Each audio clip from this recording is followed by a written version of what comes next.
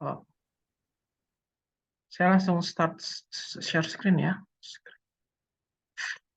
Oh, sebentar.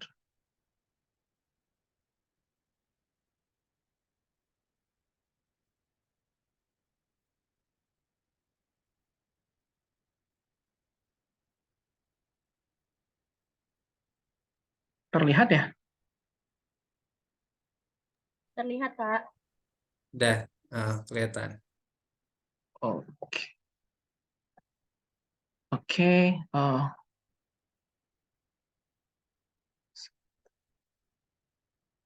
Ya, kita mulai aja. Assalamualaikum warahmatullahi wabarakatuh.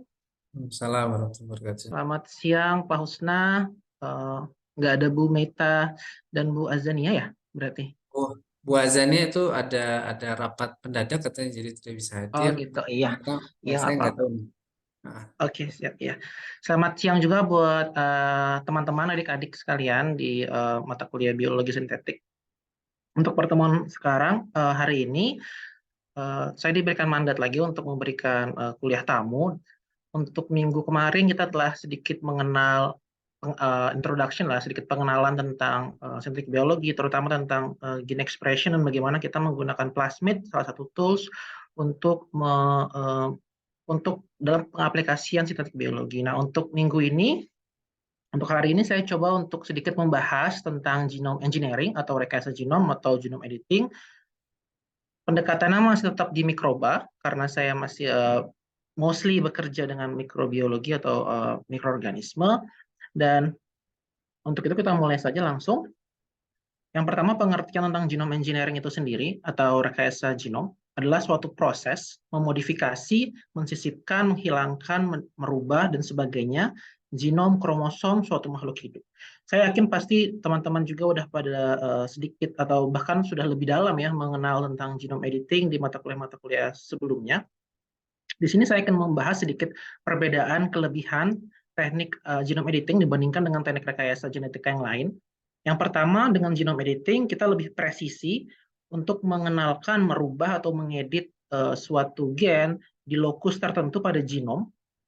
Dan yang kedua adalah kelebihannya adalah lebih stabil ekspresinya karena dengan menggunakan genom maka kita dengan menggunakan genome editing kita mensisipkan gen ataupun merubah gen langsung kepada genom itu sendiri, yang mana genom itu stabil ya, lebih ekspresinya lebih stabil dan nggak gampang hilang. Atau misalnya kita pakai plasmid, misalnya yang pertemuan sebelumnya kita mostly berbicara tentang penggunaan plasmid, itu jika tidak ada cekaman, misal kita tidak memberikan lagi antibiotik pada medianya, misalnya kanamycin atau ampicillin, maka di beberapa generasi berikutnya plasmid itu dengan sendirinya akan hilang seperti itu. Jadi ekspresinya tidak stabil lagi. Lalu yang ketiga, yang nggak perlu marker, karena jika kita masukin ke genom, berarti kita nggak perlu marker antibiotik, dan itu akan lebih murah, akan lebih cost efisien untuk di bidang industri. Dan yang keempat, kelebihannya adalah tidak adanya atau unlimited size of insert atau kargo yang bisa kita masukkan ke dalam genom itu sendiri. Sebelumnya saya juga sudah pernah membahas kalau dalam plasmid itu biasanya ada limitasi untuk besaran insert yang ingin kita masukkan ke dalam plasmid. Biasanya sekitaran 10 kilo base pair sampai 15.000 base pair untuk agar plasmid itu tetap stabil. Tapi untuk kasus lain kita bisa juga sebenarnya jika kita menggunakan cosmid atau plasmid, beberapa jenis plasmid seperti cosmid itu kita bisa menggunakan kita bisa menginsert gen yang size-nya bahkan lebih dari 100.000 base pair. Tapi itu kasus lainnya. Mostly plasmid itu size-nya hanya terbatas sekitaran 10.000 sampai 15.000. Lebih dari itu, maka akan ada ketidakstabilan plasmid. Nah, tapi ada juga kekurangan dari genome editing tools itu sendiri. Yang pertama adalah agak lebih laborius prosesnya dan lebih time consuming karena kita perlu mengedit genom. Sedangkan kalau kita pakai plasmid based expression itu hanya membutuhkan beberapa, let's say 2 hari, 3 hari untuk sekedar mengkonstruksi plasmid itu sendiri. Dan lalu langsung aja mentransformasikannya ke dalam target bakteri kita atau target organisme kita. Sedangkan untuk genome engineering kita perlu untuk mendesain plasmid, lalu kita juga perlu untuk mengedit genom itu sendiri, lalu mungkin kita juga terakhir perlu untuk mengcure atau menghapus plasmid yang tadi kita introduce atau kita masukkan ke dalam sel itu sendiri. Lalu yang kedua, efisiensi untuk genome editing ini kekurangannya adalah masih lebih rendah, bisa dibilang sekitar kurang dari 50%, biasanya sekitar 25%, untuk mendapatkan mutan yang kita mau gitu. Karena beberapa genome editing tools itu efisiensinya masih di bawah 25% atau bahkan kurang dari 10% seperti itu. Nah, untuk genome editing tool sendiri sebenarnya ada banyak banget. Kita nggak akan bahas seluruh teknik genome editing tools untuk di pertemuan kali ini. Saya hanya akan bahas beberapa teknik genome editing tools yang masih relevan dipakai di dunia akademisi ataupun di dunia industri, terutama untuk genome editing tools yang sering dipakai untuk synthetic biology. Nah, dari timeline-nya sendiri, genome editing sebenarnya sudah dimulai sejak tahun 90-an, namun masih menggunakan teknik genome editing yang generasi pertama, yaitu adalah salah satunya zinc finger nuclease atau ZFN, dan juga TALEN. Kita nggak bahas dua genome editing tools ini, ZFN dan TALEN, tapi FYI aja kalau ZFN dan TALEN itu digunakan mostly di eukaryotic cells seperti human cells, plant cells, karena dia ini menggunakan beberapa mega enzymes yang sangat berbeda dengan CRISPR yang akan kita bahas nanti, yang hanya membutuhkan satu enzim, Cas protein, contohnya, dan satu guide RNA untuk mengedit genome. Durasi untuk merancang ZFN dan TALEN ini juga sangat berbeda jauh dengan CRISPR. Untuk ZFN sendiri, karena dia untuk recognize atau mengenali target sequence, kita perlu mendesain protein, nggak cuma mendesain DNA atau RNA seperti di CRISPR system, tapi ZFN dan TALEN ini kita perlu mendesain proteinnya itu sendiri untuk mengenali target sequence. Dan untuk ZFN, untuk merancangnya sendiri itu memerlukan waktu kurang lebih 2 bulan. Dan itu mahal banget jika kita langsung membeli ZFN langsung ke company. Ada beberapa company yang dia menjual ZFN atau TALEN secara komersil. Untuk TALEN sendiri, durasi merancangnya sekitar 2 minggu, sedangkan untuk CRISPR, untuk merancang plasmidnya sendiri, hanya untuk mendesain sgRNA ya, itu biasanya hanya membutuhkan waktu 1 sampai 2 hari. Jadi sangat berbeda jauh.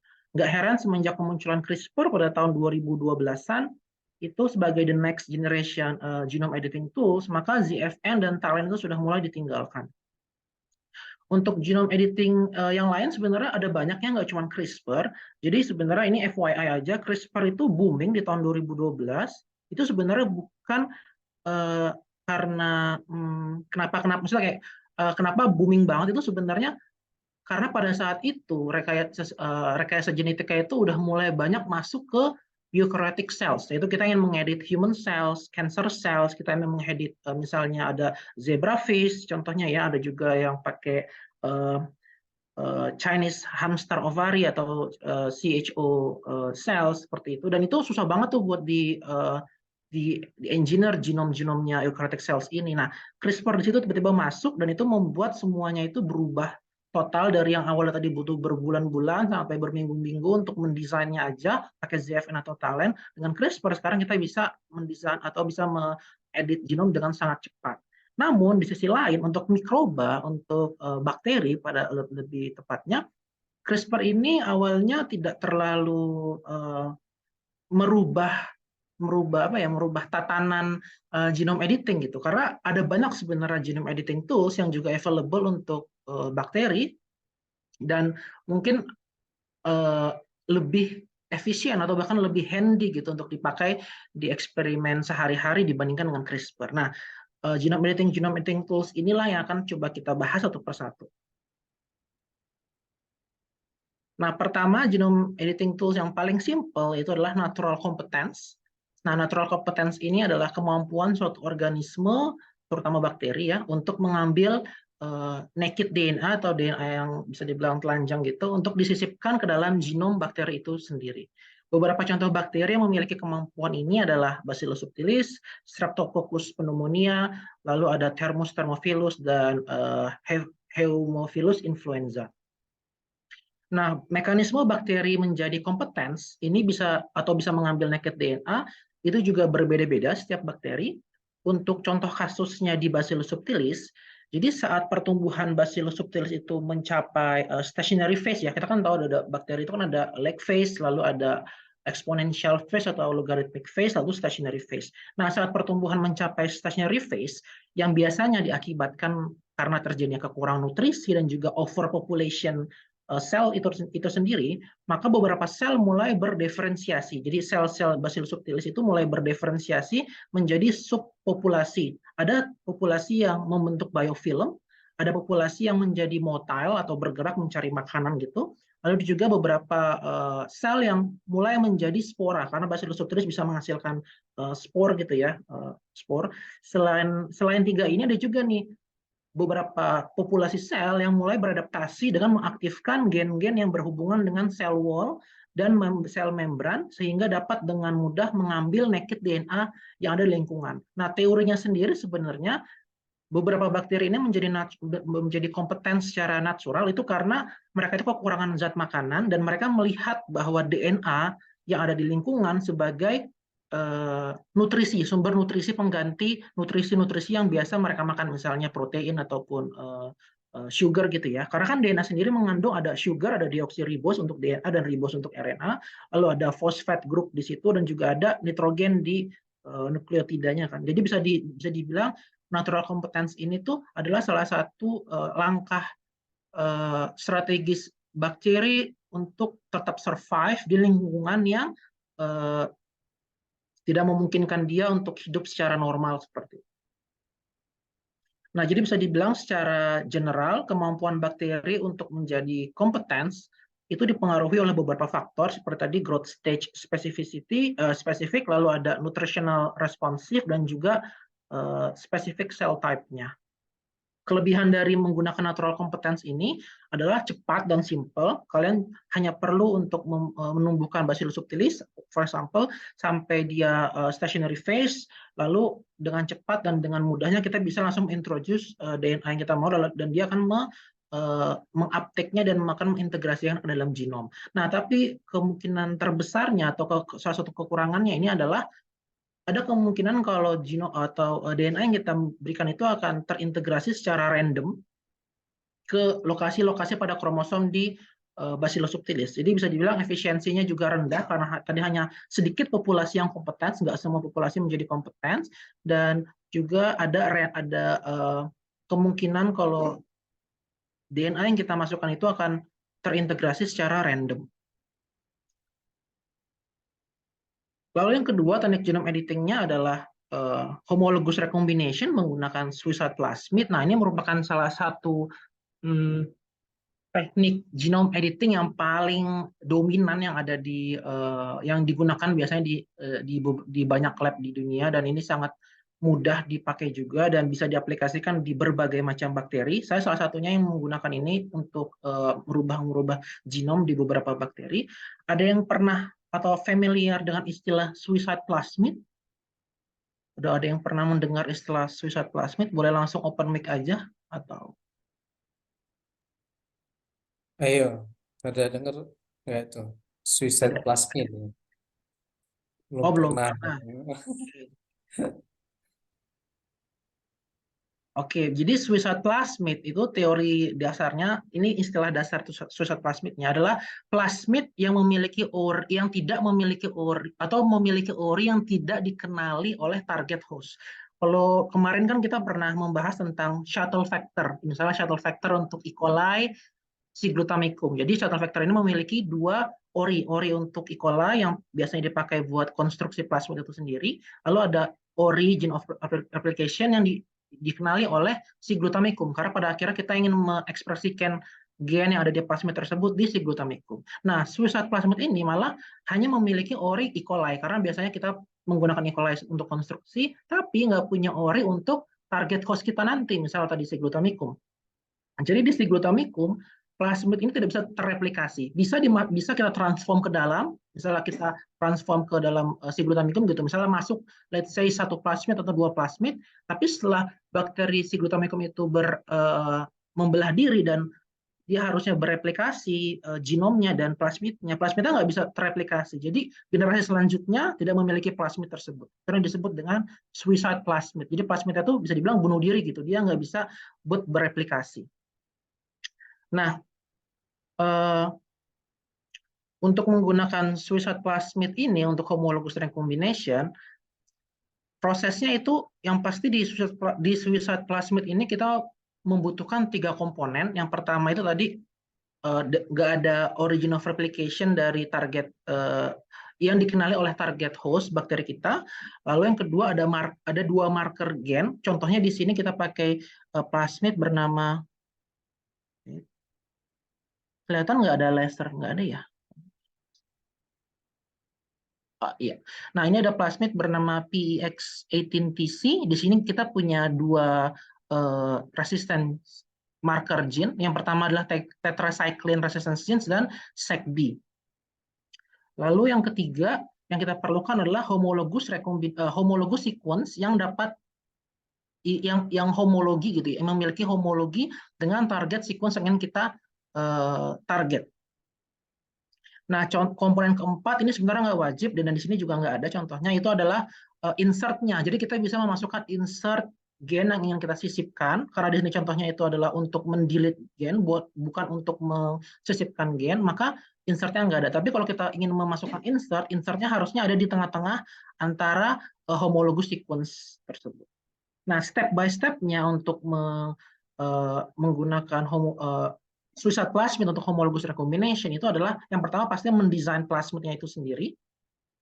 Lalu kita harus mendesain plasmid yang memiliki homologous sequence yang sesuai dengan lokasi yang ingin kita pilih dalam genom. Contohnya di sini dia ingin menghilangkan target gennya itu adalah gen yang berwarna kuning, dan di depan dan di belakang target gen warna kuning ini ada gen yang berwarna merah dan gen berwarna hijau. Maka dia harus mendesain gen merah dan warna hijau di plasmid itu juga. Setelah itu kita akan mentransformnya ke target host. Contohnya kalau di saya pakai Corynebacterium glutamicum gitu ya, maka saat kita tumbuhkan di plate yang agar plate yang mengandung tetracycline sebagai tadi, tetracycline sebagai ininya ya, sebagai markernya, hanya si glutamicum yang plasmid tersebut telah terrekombinasi ke dalam genomnya, entah itu terrekombinasinya karena dia homologous sequence-nya yang warna merah, atau di sini disebutnya upstream integration, ataupun gen yang berwarna hijau, atau di sini disebutnya downstream integration, maka tetracycline dan SECB itu akan masuk ke dalam genom ya, dan itu akan membuat selnya itu menjadi resisten terhadap pemberian tetracycline ke dalam medium agarnya. Nah, keesokan harinya setelah kita tumbuhkan tadi di agar plate, kita akan memilih beberapa koloni random aja, biasanya misalnya let's say ada 1000 koloni gitu. Biasanya saya akan memilih 10 koloni untuk ditumbuhkan ke media cair selama semalaman. Di media cair ini tidak ada antibiotik, tidak ada tetracycline di sana. Kenapa kita tumbuhkan semalaman? Untuk memberikan proses waktu homologous recombination yang kedua terjadi. Kalau yang tadi kan pertama itu first recombination itu untuk sekedar memasukkan plasmid ke dalam genom. Tapi kan tadi di genomnya akan ada 2 jenis sel. Nanti ada sel yang terintegrasi dengan gen yang berwarna merah, karena dia homologous merah dengan merah. Lalu ada juga yang hijau dengan hijau seperti ini. Jadi ada 2. Nah, dengan kita menumbuhkannya semalaman, kita memberikan waktu nih agar ada second recombination terjadi gitu. Second recombination ini akan terjadi antara merah dengan merah. Jika merah dengan merah terjadi untuk yang upstream integration ini, maka hasilnya akan menjadi merah dan hijau. Bisa dilihat di sini ya, merah dan merah, maka nanti semuanya akan, jika merah ketemu merah di sini, nanti semuanya akan, merahnya akan ketemu ke sini, maka akan yang terjadi adalah revert to wild type. Dia akan kembali menjadi wild type. Tapi sedangkan kalau hijau bertemu hijau di sini, maka semua akan ke-delete dan yang tersisa adalah merah dan hijau atau gene deleted. Jadi nggak ada lagi gen berwarna kuning. Sama juga kasusnya untuk yang downstream integration. Untuk memastikan kalau hanya gen yang terdelete ataupun revert wild type yang survive, yaitu berarti kan yang nggak punya lagi tetracycline dan nggak punya SECB ya. Nah, kita perlu keesokan harinya setelah tadi kita tumbuhkan ke media cair, kita perlu untuk menumbuhkannya lagi di agar plate yang mengandung sukrose. Nah, sukrose ini berfungsi karena ada sec-B gen ini sebenarnya nanti akan merubah sukrose menjadi toxic compound, ya, atau senyawa kimia yang toksik yang akan membunuh bakteri atau sel yang masih memiliki gen sec-B maupun gen tetracycline. Jadinya kita semacam nge-push sel tersebut agar homologous recombination yang kedua itu terjadi, sehingga hanya akan ada dua opsi, antara dia kembali ke wild type atau dia teredit genomnya, yaitu gennya terdelete. Nah, dengan begitu maka bisa dibilang hasil dari homologous recombination itu 50-50. Ada 50% population cell yang dia itu wild type, ada 50% population cell yang dia itu teredit gitu ya. Jadi efisiensinya masih sekitar 50%. Nah, kelebihan dari kita menggunakan homologous recombination dengan suicide plasmid itu pertama presisi kita bisa menentukan lokasi mana yang ingin kita edit pada genom, berbeda dengan tadi pakai natural competence. Lalu butuh waktu, tapi kekurangan itu adalah butuh waktu yang relatifly lebih lama lah kalau kita menggunakan cara ini dibandingkan dengan tadi menggunakan competence atau natural competence. Kira-kira butuh waktu 1 minggu untuk meng-cure semua atau mendapatkan sel yang telah termutasi dari sel yang wild type. Selanjutnya, untuk genome editing tools yang ketiga yaitu adalah FLP-FRT. Nah, FLP-FRT ini sebenarnya merupakan dua komponen. Yang pertama adalah FLP atau Flipase. Ini merupakan protein recombinase yang ditemukan di yeast Saccharomyces cerevisiae, dan juga FRT yang merupakan kepanjangan dari Flipase Recognition Target Sequence. Jadi dia itu sebenarnya intinya protein Flipase ini dapat merecognize atau dapat mengenali si target sequence yang bernama FRT. Dia punya unique sequence yang sekitar 34 base pair panjangnya dari si FRT ini, dan jika ada dua FRT, dia akan si Flipase ini atau FLP ini akan merecombine dua sequence FRT tadi menjadi satu. Contohnya di sini kita punya plasmid, di sini plasmid, let's say ini plasmid sebenarnya yang dia itu punya homologous sequence. Jadi pada akhirnya tetap harus punya homologous sequence dulu, karena dia punya dua homologous sequence, dan ini kita mengharapkannya homologous recombination-nya itu terjadi langsung dua-duanya ya. Kalau tadi kan yang sebelumnya kan terjadi satu persatu ya, ada yang biru, ada yang hijau dengan hijau, ada yang merah dengan merah. Yang ini kita langsung mengharapkan dia masuk dua-duanya, sehingga gen HP0788 ini tergantikan gitu ya dengan gen kanamycin resistance genes yang diapit oleh dua FRT site. Setelah masuk, maka mutan yang akan dihasilkan adalah seperti ini yang saya kasih laser ini. Tapi di sini jeleknya adalah kanamycin resistance genes masih ada di tengah-tengah genom tersebut yang tidak kita inginkan, karena pada akhirnya genome engineering itu biasanya tujuan akhirnya adalah ingin mengubah genom tanpa adanya marker resistance genes. Nah, jadi kita perlu menghapus gen kanamycin pada genom yang telah teredit ini dengan cara kita mengaktifkan Flipase, yaitu di sini dia mengekspresikan Flipase dengan plasmid yang berbeda. Dengan mengaktifkan Flipase akan mengenali dua site FRT dan dia akan merecombine-nya menjadi satu, sehingga FRT ini akan menjadi satu gitu ya. Jadi kanamycin gene-nya akan terbuang atau akan terhapus. Nah, kelebihan dari menggunakan FLP dan FRT ini adalah dia itu versatile, jadi nggak cuma untuk mendelete gen, tapi juga bisa untuk menginversi atau merubah posisi gen of interest kita, bisa dicek di sini. Kalau dengan orientasi yang sama, jika kita menggunakan FRT dengan orientasi yang sama, maka bisa untuk mendelete. Tapi jika kita menggunakan FRT dengan orientasi yang kayak hadap-hadapan, itu kita bisa mengflip sequence yang ada di tengahnya. Tapi kekurangan dari FLP-FRT sistem ini adalah butuh lebih dari satu plasmid. Tadi butuh plasmid untuk suicide plasmid terlebih dahulu untuk mengintroduce homologous sequence ke dalam genom. Lalu yang kedua, kita butuh lagi satu shuttle vector plasmid untuk mengekspresikan flipasenya. Dan nanti flipase ini harus bisa di-cure lagi, harus bisa kita hilangkan lagi dari host sel tersebut. Karena kita kan tadi nggak pingin ada plasmid di mutant yang ingin kita hasilkan. Dan yang paling disadvantages yang paling besar adalah sebenarnya hasil akhir di genom yang telah teredit tadi masih menyisakan satu bekas editan, atau bisa kita nyebutnya biasanya mark, ada marknya gitu, yaitu adalah satu FRT sequence yang ada di tengah-tengah sini. Jadi dia nggak markless gitu ya, nggak kayak homologous recombination yang tadi yang benar-benar sama sekali ngeditnya tuh rapih gitu, bersih, nggak ada bekas editan. Sedangkan kalau FLP FRT ini masih ada sisa FRT sequence 1.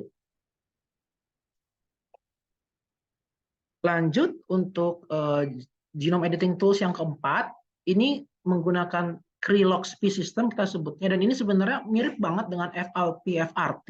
Perbedaannya hanya di namanya aja. Kalau FLP tadi pakai flipase sebagai rekombinasenya protein yang mengenali FRT sequence. Kalau di Krylog-SP proteinnya bernama CRE atau CRE recombinase, yaitu dari bacteriophage ya, sebenarnya dari virus. Kalau tadi kan dari yeast, FLP FRT, dan si CRE protein ini akan mengenali site sequence unique site yang bernama LOXP. Besarnya sekitar 34 base pair, mirip banget sama FRT yang tadi. Nah, ada lagi sedikit perbedaan. Saya tidak akan mengulang cara kerjanya karena mekanismenya sangat-sangat mirip. Seperti kita tetap harus mendesain homologous sequence, lalu kita masukkan ke dalam kromosom, itu first recombination. Lalu yang kedua, kita harus mengaktifkan CRE protein untuk menghapus antibiotik sequence marker yang ada di tengah. Tadi di sini dia pakainya CAT antibiotic marker, dan pada akhirnya akan ada tetap satu LOXP sequence sebagai mark kalau genom ini telah atau pernah teredit gitu. Tapi kelebihan dari Krylog-SP atau perbedaan mendasar antara Krylog-SP dan FLP FRT itu sebenarnya lebih ke kerja optimumnya, yaitu kalau FLP FRT itu lebih optimum bekerja di suhu 30 derajat. Oleh karena itu FLP FRT itu mostly dipakai di bakteri, sedangkan Krylog-SP system ini aktifnya di suhu 37 derajat ke atas. Maka dari itu Krylog-SP ini banyak dipakai untuk eukaryotic cells, misalnya untuk mouse, bahkan untuk jadi kita ada beberapa penelitian menggunakan mice gitu ya, atau tikus untuk merubah genom tikus, ada pakai zebrafish atau bahkan pakai human cell. Sedangkan FLT FRT itu mostly untuk mikroba. Nah, yang kelima ini tools genome editing yang bernama recombination mediated genetic engineering atau recombinering. Ini yang sampai sekarang ini masih sangat relevan dipakai di akademia ataupun dipakai di industri karena sangat-sangat mudah dan sangat-sangat bisa diaplikasikan di berbagai macam organisme, terutama mikroba. Sebenarnya intinya recombinering ini adalah suatu teknik untuk menyisipkan homologous DNA sequence, bisa single stranded DNA maupun double stranded DNA. Inilah yang membedakan antara recombinering dengan beberapa teknik genome editing lainnya. Kalau yang lain itu kan rata-rata template-nya itu harus dalam plasmid ya. Sedangkan kalau di recombinering ini kita juga bisa menggunakan single stranded DNA atau kita nyebutnya oligonucleotide. Nah, kita bisa menggunakan oligonucleotide maupun double stranded DNA dalam bentuk plasmid ataupun linear DNA seperti itu ke dalam genom bakteri. Nah, so far setahu saya metode ini hanya teruji di bakteri karena di bakteri kita tahu ya ketidakadaannya inti sel dan relatively simple kromosom ya, nggak ada histone, nggak ada organel-organel, sehingga kromosom di bakteri itu dapat dengan mudah diserang dalam tanda kutip oleh protein-protein recombinase yang akan kita pakai dalam recombinering ini. Nah, ada dua tools recombinase protein yang biasanya dipakai. Yang pertama itu based on red operon dari Coliphage lambda. Red operon ini berisi 3 gen. Yang pertama adalah lambda exonuclease, tugasnya untuk mencacah salah satu strand DNA. Kalau kita pakai double stranded, si lambda exonuklease ini akan mengubah double stranded menjadi single stranded DNA. Lalu ada lambda bed, yang mana merupakan sebenarnya dia itu disebutnya SSAP atau single stranded DNA annealing protein. Dia nanti akan berinteraksi dengan single stranded DNA tadi, dan dia juga akan berinteraksi dengan native protein yang ada di bakteri host yang bernama SSB atau single stranded DNA annealing protein, single stranded DNA binding protein, sorry, yang akan nanti membawa ssDNA itu ke target sequence yang ada di kromosom bakteri tersebut. Lalu yang ketiga adalah jika kita menggunakan red system dan kita menggunakan double stranded DNA sebagai donornya, maka kita memerlukan lambda GAM yang bertugas untuk melindungi double stranded DNA yang masuk agar tidak dihancurkan oleh nucleases. Lalu sistem yang kedua untuk recombinering ini adalah based on REC-IT system dari REC-Prophage. Nah, di REC-IT system ini perbedaan mendasar dari REC-IT dan red operon adalah REC-IT hanya terdiri dari dua komponen, yaitu REC-I exonuklease mirip dengan lambda exo, dan REC-T yang atau bisa disebut SSAP atau single stranded DNA annealing protein yang sama dengan lambda bed, dan ketidakadaan lambda GAM atau homolog antara analognya lambda GAM di REC-IT. Jadi itu perbedaan mendasar antara REC-IT dan red operon. Tapi cara kerjanya antara kedua red operon dan juga REC-IT system ini sebenarnya sama aja kurang lebihnya, hanya dibedakan berdasarkan jenis inputnya, input yang ingin kita masukkan ke hostnya, yaitu antara double stranded DNA atau single stranded DNA.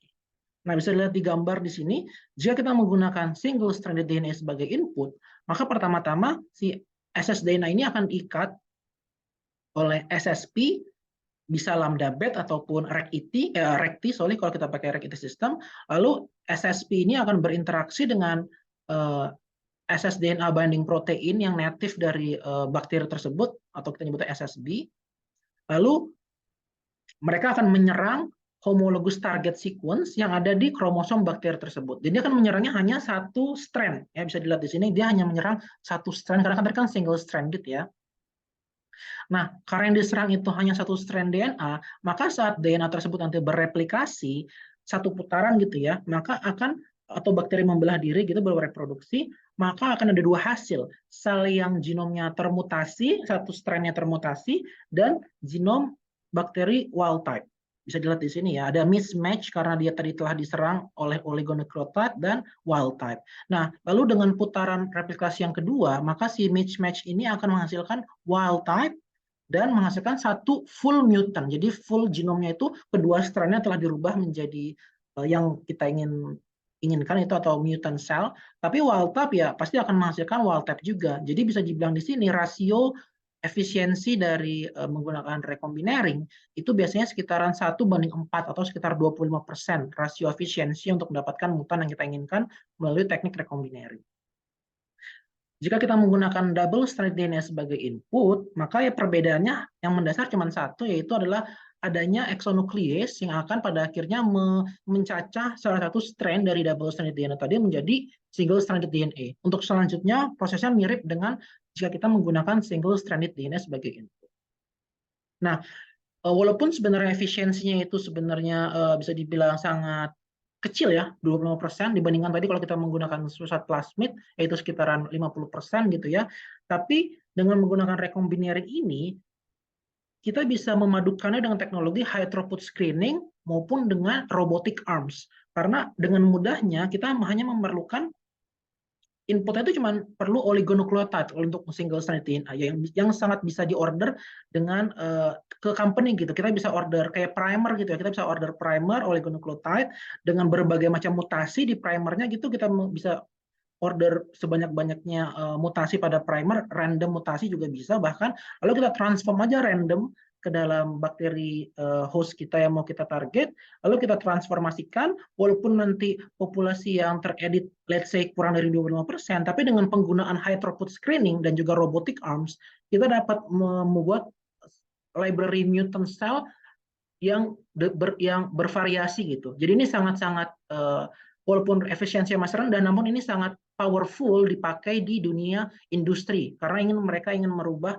Contohnya jika kita ingin menggunakannya sebagai tools buat protein engineering gitu, kita ingin merubah enzim untuk meningkatkan aktivitasnya atau ingin untuk meningkatkan thermostability-nya gitu, kita bisa menggunakan si recombinering system seperti ini. Nah, ada study case nih tentang recombinering karena kebetulan lab saya pernah publish paper menggunakan REC-ET, salah satu tadi sistem dari recombinering di bakteri bernama Pseudomonas putida. Sebelum saya mulai, saya izin minum sebentar ya.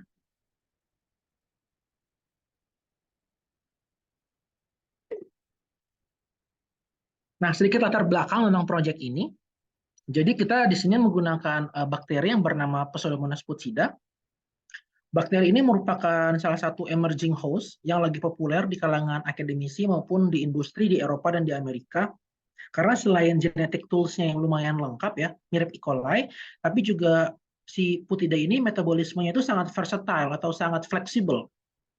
Salah satunya adalah kemampuan putida ini untuk tahan hidup di lingkungan yang ekstrim atau dengan kadar toksik yang cukup tinggi gitu. Misalnya senyawa-senyawa dengan tumbuh dengan media yang ada senyawa-senyawa fenolik atau alkoholik tingkat dengan level yang lumayan tinggi, konsentrasi lumayan tinggi, putida itu bisa survive dan bahkan bisa menjadikan si senyawa-senyawa fenolik ini sebagai zat makanannya gitu. Dengan begitu maka putida itu sangat menjanjikan untuk dijadikan sebagai next generation microbial cell factory untuk menghasilkan senyawa-senyawa yang bermanfaat. Namun ada satu problem, yaitu adalah tools untuk genome editing-nya nih yang masih kurang efisien, terutama untuk menginsert gen, big gene gitu ya, gen dengan size yang lumayan besar, lebih dari 5 kilobase pair. Nah, lab saya mencoba untuk mengembangkan REC-ET system yang dipadukan dengan Kriloxp untuk mengedit genom putida dan menginsert beberapa gen cluster yang untuk menghasilkan senyawa bermanfaat. Contohnya kita coba untuk mengintegrasikan gen untuk menghasilkan lycopene, yaitu adalah zat merah pada tomat, sekitar 35.000 base pair. Lalu ada juga gen berwarna ungu, violacein, gen violacein yang menghasilkan warna ungu, dan violacein ini adalah sebagai anti cancer. Nah, komponen yang diperlukan untuk membuat atau mendevelop gitu ya, mengembangkan recombinering system di Pseudomonas putida ini, yang pertama kita menggunakan satu plasmid untuk mengekspresikan REC-ET, yaitu di sini plasmid untuk mengekspresikan REC-ET. Lalu juga ada plasmid yang kedua untuk mengekspresikan CRE recombinase yang nanti akan merecognize atau mengenali LOXP sequence. Dan juga insertnya di sini kita memakai dua insert, bisa memakai double stranded linear DNA, yang ini kan contohnya linear ya, jadi dia nggak circular, ataupun menggunakan plasmid yang circular, tapi dua-duanya ini double stranded DNA, kita nggak pakai single stranded DNA. Karena kenapa nggak pakai single stranded? Karena lagi-lagi kita sekarang ingin menginsert gen yang besar, dan gen besar ini rata-rata kita menggunakan PCR produk. Jadi si double stranded DNA ini adalah merupakan PCR produk gitu ya. Sedangkan limitasi dari single stranded DNA yang bisa kita order ke company itu rata-rata sekitar 100 base pair. Lebih dari 100 base pair untuk order single stranded DNA itu lumayan sulit karena sangat-sangat mahal dan teknologinya setahu saya belum ada untuk kita mengkonstruksi single stranded DNA yang panjangnya lebih dari 100 base pair. Nah, cara kerja dari REC-ET dan Kriloxp system di putida ini kita sebenarnya agak sedikit panjang, tapi kita coba bedah pelan-pelan, semoga bisa kita ikuti dengan baik. Pertama-tama kita punya bakteri Pseudomonas putida yang masih wild type. Warnanya di sini kita beri warna orange gitu ya. Dan kita akan coba transformasikan dengan plasmid yang dia itu memiliki gen REC-ET. Lalu kita tumbuhkan di plate yang mengandung ampicillin, karena tadi plasmid REC-ET ini memiliki ampicillin resistance genes. Lalu karena promoternya REC-ET ini adalah inducible promoter, yang jadi intinya jika kita ingin mengekspresikan REC-ET, kita memerlukan induksi gitu. Induksinya itu menggunakan toluic acid. Jadi setelah kita tadi mentransformasi REC-ET, ke putida, kita perlu menginduksinya agar REC-IT ini terekspresi menggunakan tolic acid sekitar 5 milimolar. Dengan terekspresinya REC-IT sistem, kita sekarang ingin mentransformasikannya dengan donor plasmid. Donor plasmid itu bisa dua, bisa linear donor double stranded DNA maupun donor plasmid yaitu circular double stranded DNA. Perbedaannya sebenarnya hanya sedikit ya perbedaan nanti, tapi kita agak skip di sini biar kita juga nggak terlalu bingung gitu ya. Intinya setelah kita mentransformasikan donor DNA, plasmid maupun linear DNA, kita perlu untuk menumbuhkannya di plate agar plate yang memiliki ampicillin resistance genes, yaitu untuk meretain plasmid REC-IT dan tetracycline. Kenapa tetracycline? Karena kita di sini kita mengkonstruksi insertnya sendiri itu seperti yang digambar yang saya contohkan di sini, yaitu adalah insertnya itu memiliki homologous sequence di kedua ujung-ujungnya. Bisa dilihat di sini ada homologous sequence berwarna pink dan warna ungu. Lalu ada tetracycline resistance genes di tengah-tengahnya sebagai marker yang diapit oleh LOXP sequence. Di sini ada LOX71 dan LOX66. Nah, setelah insert yang masuk ke genom, akibat dari rekombinasi yang difasilitasi oleh REC-IT tadi, maka kita tumbuhkan selnya di agar plate yang mengandung ampicillin dan tetracycline. Seperti yang tadi saya sudah jelaskan. Nah, sekarang kita mau kalau udah masuk nih sekarang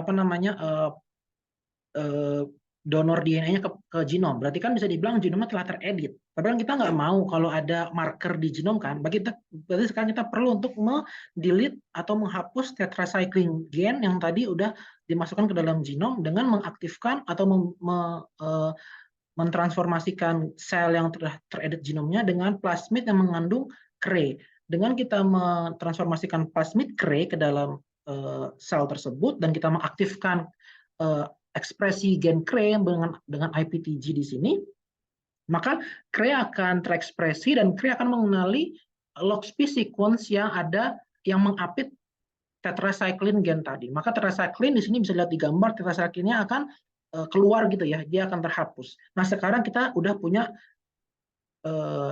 putida yang setelah teredit genomnya dan dia nggak punya marker, yaitu adalah dia nggak punya tetracycline gen. Tapi masalahnya sekarang adalah si putida ini memiliki dua plasmid, yaitu adalah plasmid REC-IT dan plasmid CRE yang masih ada di dalam tubuhnya gitu ya. Dia ini shuttle factor, jadi dia nggak terintegrasi ke dalam plasmid. Nah, di sini ada dua pilihan. Kita mau untuk hapus dua-duanya plasmid, CRE dan REC-IT sekaligus, atau kita ingin menghapus hanya CRE saja.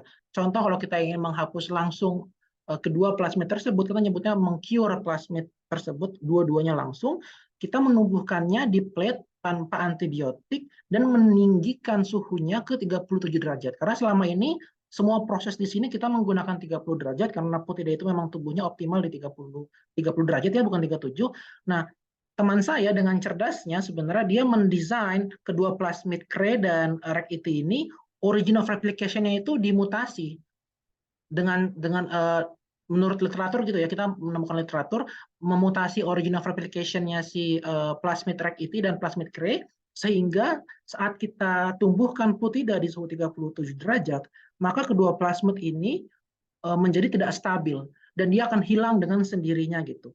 Jadi kita menyebutnya itu adalah temperature sensitive ori. Jadi kita menggunakan ori yang dia itu temperature sensitive.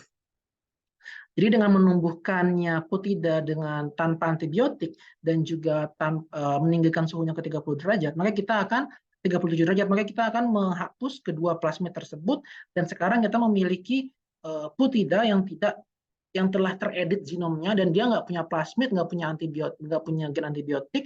Jadi ini bisa langsung dipakai untuk di industri karena pada akhirnya industri itu mostly pengennya itu markerless sel gitu ya. Jadi selnya nggak perlu dipakai induksi dan nggak perlu juga dikasih antibiotik karena kan dua komponen ini mahal banget untuk industri seperti itu.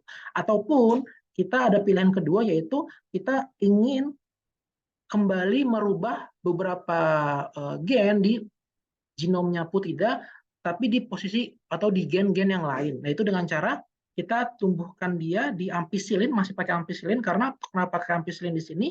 Karena kita ingin meretain atau kita ingin mempertahankan plasmid tract IT sehingga nanti kita bisa memulai lagi circle recombinering untuk beberapa kali gitu. Jadi kita bisa, jadi si recombinering ini bisa dijadikan cycle gitu ya protokolnya, sehingga kita bisa langsung mengedit beberapa genom sekaligus. Seperti itu. Semoga bisa diikuti ya. Sampai sini ada yang mungkin ada pertanyaan dulu, ada yang belum jelas. Karena ini saya juga awalnya agak bingung, tapi setelah saya bertanya lagi ke teman saya, akhirnya saya bisa mengerti protokol-protokol yang digunakan untuk recombinering. Mungkin ada pertanyaan dulu sampai sini. Ya, silakan tuh kalau ada pertanyaan. Oh, dari Wanda nih, dari Putus 16. Silakan Wanda. Terima kasih Pak. Makasih juga Kak. Sebenarnya aku penasaran aja sih Kak. Ini kan tadi kalau misalnya industri bilangnya nggak mau yang ada markernya, semua yang kayak antibiotik gitu-gitu dihilangin. Terus gimana caranya dia buat make sure kalau si bakteri yang dipunya tuh gennya tetap mengandung gen yang dimau, genom yang dimau dan belum mutasi kayak gitu sih Kak. Makasih. Oke. Jawaban singkatnya sequencing dengan genome sequencing. Dan memang sequencing itu udah rutin ya kita gunakan sehari-hari juga sequencing. Dan tadi saya udah pernah juga cek di apa, saya juga udah pernah mention di awal kalau sebenarnya dengan mengintegrasikan gen yang kita mau ke dalam genom itu relatif lebih stabil, itu jauh-jauh lebih stabil dibanding kita menggunakan plasmid. Jadi untuk memang jadinya nanti ada semacam apa ya, semacam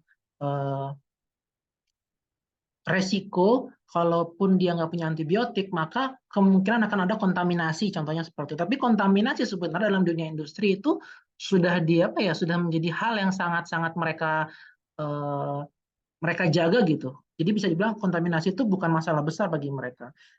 Jadi memang yang masalah paling besarnya ini adalah lebih ke cost-nya. Karena industri kan, apalagi untuk industri biotek ya, mereka tuh harus bisa terkadang atau di beberapa bidang itu mereka harus berkompetisi dengan industri di chemical gitu. Yang mana biasanya untuk chemical itu lebih murah dan lebih cepat prosesnya. Sedangkan untuk biotek ini kan kita masih jargonnya itu tuh lebih cuman sustainable. Tapi untuk cost efficient tuh belum tentu lebih cost efficient dibandingkan dengan chemical teknologi gitu ya. Jadi pada akhirnya kita perlu menekan cost-nya industri biotek proses untuk produksi senyawa kimia menggunakan pendekatan biotek ataupun biologi sintetik itu dengan menghapus komponen-komponen yang tidak perlu. Misalnya induksi. Induksi itu menggunakan IPTG itu lumayan mahal ya, harga IPTG sendiri itu mahal banget. Lalu antibiotik juga itu mahal, komponen antibiotik. Dengan begitu industri akan bisa berkompetisi gitulah, lebih bisa berkompetisi dengan perusahaan-perusahaan yang menggunakan chemical technology. Semoga menjawab pertanyaannya. Ada Oke, lagi mungkin makasih Kak. yang ingin bertanya? Oke, gimana? Ada pertanyaan lagi nggak? Ini sangat menarik ini. Apa namanya? Oke, Boleh. dari Haikal. Silakan Haikal. Baik Kak, izin bertanya. Eh, jadi eh, sebelumnya mungkin terima kasih untuk insight-nya. Jadi saya di sini ingin bertanya karena cukup concern pada salah satu produk homologous recombination itu ini kan ada lycopene itu Kak. Nah itu mungkin agak sedikit out of topic, cuman jadi di sini tuh jadi saya juga TA-nya tuh ya sedikit menyinggung itu, tapi pada bakteri laut dalam. Nah, yang jadi concern saya di sini adalah gen ternyata gen dari kan kalau misalkan gen utama di produksi likopen ya seperti ini IBE. Nah, tapi pada yang saya tuh IMN dan itu tuh di ada di genomnya gitu. Dan setelah saya karakterisasi ternyata proteinnya tuh mirip-mirip. Jadi untuk B itu mirip dengan N. Dan yang jadi concern saya berarti kalau gitu misalkan B dan N itu dalam satu family protein. Dan Mhm. ia tuh bisa saja menghasilkan fungsi yang sama ya Kak. Fungsi Betul. dalam Hmm. biosintesis likopen itu sendiri, sehingga tidak menutup kemungkinan beberapa klaster gen yang mirip-mirip tuh bisa jadi alternatif atau optimasi produksi di SynBio gitu. SynBio application. Ya, Apakah udah nangkap gak ya? Mohon maaf. iya, paham, paham. Oke. Oke, jadi memang ini salah satu misteri yang nggak akan pernah dipecahkan gitu ya, karena pada akhirnya semua bakteri itu memiliki gen yang unik-unik. Misal di sini kita pakai likopen yang dia pakai pun ini sebenarnya bukan dari tomat, tapi ini dari mikroalga. Likopen yang berasal dari mikroalga gitu ya. Tapi memang apalagi mikroalga dan tumbuhan tomat itu kan juga bisa dibilang lumayan jauh ya, secara secara filogenetiknya gitu ya, walaupun sama-sama bisa fotosintesis segala macam, tapi kan tetap satunya itu masih masuk ke mikroorganisme ya. Mikroalga kan bisa dibilang mikroorganisme juga walaupun dia alga. Satunya lagi tumbuhan tingkat tinggi gitu ya, karena tomat. Apalagi tadi dari bakteri laut itu juga ada sebenarnya yang mikroorganisme laut juga ada yang bisa menghasilkan likopen gitu. Nama gen itu bisa berubah-berubah tergantung yang nemuin sebenarnya juga beberapa gen, walaupun sekarang sudah mulai ada konsorsium di mana mereka tuh mencoba buat menstandarisasi penamaan gen seperti itu.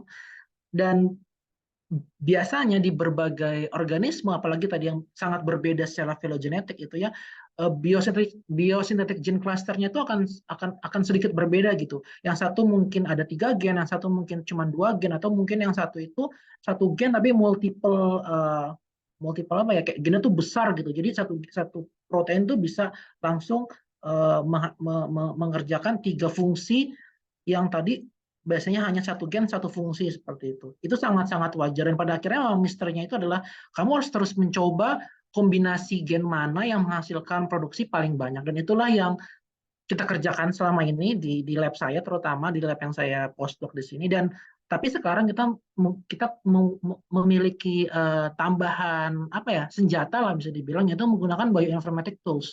Dengan bioinformatic tools kita bisa melihat perbedaan sequence, kita bisa pakai alignment sequence, dan kita bisa melihat motif dari beberapa protein itu, mana protein atau mana gen yang akan mengencode protein yang dia bisa lebih efisien untuk menghasilkan produk tertentu gitu. Nah, itu ada bioinformatic tools-nya sendiri-sendiri, dan ini bioinformatic itu salah satu bidang yang sekarang tuh sangat powerful lah bisa dibilang. Tapi ini ada plus minusnya kalau menurut saya ya. Karena bioinformatic tools itu pada akhirnya memang sangat powerful, tapi hanya akan powerful jika kita paham apa yang kita inginkan dari menggunakan si bioinformatic tools ini. Jadi nggak bisa sembarangan kita pakai bioinformatic tools, tapi kayak ujung-ujung, karena pada akhirnya istilah jahatnya istilah yang agak kasarnya dalam penggunaan bioinformatics itu adalah rubbish in sama dengan rubbish out. Jadi pada akhirnya sampah masuk sama dengan sampah keluar gitu. Karena pada akhirnya bioinformatic tools itu hanya salah satu tools kayak kalkulator gitu. Yang tahu penggunaan terbaiknya itu apa, itu kita sebagai user. Kita harus paham bagaimana kita bisa menggunakan bioinformatic tools untuk, misalnya contohnya di sini, untuk melihat struktur-struktur gen mana yang pada akhirnya itu lebih bagus kita coba untuk menghasilkan target produk kita. Mungkin itu sebagai salah satu masukan ya, jika memiliki beberapa pilihan gen atau kombinasi pilihan gen mana yang lebih baik, itu kita bisa menggunakan bioinformatic tools seperti itu. Oke, Mungkin ya. Ada lagi nggak? Atau mau lanjut dulu nih Kang Kifar ini? boleh lanjut dulu kali ya. Oke, sip. Mangga dilanjut dulu. Oke, kita lanjutkan. Next, nah sekarang kita masuk ke CRISPR. Saya yakin juga pasti teman-teman udah dapat materi tentang CRISPR ya, mungkin di mata kuliah genetika atau di mata kuliah yang lain. Di sini kita langsung bahas aja aplikasi dari CRISPR itu sendiri untuk sintetik biologi. Seperti yang kita tahu, CRISPR itu adalah bagian dari sistem imunnya bakteri untuk melawan infeksi virus ya, mostly. Sehingga CRISPR itu dapat mengenali nucleotide sequence, DNA maupun RNA, lalu memotongnya. Nah, CRISPR system sendiri biasanya dibedakan menjadi 2 kelas besar. kelas pertama merupakan CRISPR, sistem yang terdiri dari multiple protein. Ada yang bertugas mengenali target sequence, ada yang bertugas untuk mengakuisisinya, dan ada juga yang bertugas untuk memotongnya. Jadi dia multiple protein sequence, multiple protein gitu si kelas 1. Sedangkan yang CRISPR kelas 2 atau kelas 2 ini adalah CRISPR sistem yang terdiri dari single protein. Nah, di kelas 2 inilah yang kita paling banyak dipakai untuk synthetic biology, terutama untuk genome editing tools, karena dia relatively lebih simple dan mudah untuk dimodifikasi. Contoh dari kelas 2 ini ada tipe 2A, yaitu adalah Cas9 atau CRISPR-Cas9 sistem yang kita tahu. Lalu ada juga tipe 5A, contohnya adalah CPF1, dan yang baru-baru ini ditemukan adalah tipe 6A, yaitu Cas13A. Khusus untuk CRISPR-Cas13A yang tipe 6A ini, nukleotid yang dipotong itu bukan DNA, melainkan RNA. Oleh karena itu si Cas13A ini pernah dipakai tahun 2021 di Harvard gitu sebagai salah satu tools untuk mendeteksi COVID-19. Karena kan kita tahu ya COVID itu kan RNA virus ya. Seingat saya dia menggunakan makanya kita pakainya RT-qPCR ya waktu itu, dan dia menggunakan Cas13a ini karena dia bisa mengenali RNA pada saat itu. Jadi dia menggunakan Cas13a untuk diagnostic tools untuk mendeteksi COVID-19 pada saat itu. Nah, sekarang antara Cas9 dan Cas atau CPF1, Cas12A yang ini ya, antara tipe 5A dan tipe 2A, ada yang familiar nggak perbedaan kedua ini? Perbedaan antara hasil pemotongan DNA oleh Cas9 dan hasil pemotongan DNA oleh CPF1 atau Cas12A. Mungkin ada yang pernah tahu atau mungkin bahkan pernah menggunakan CRISPR di dalam eksperimennya.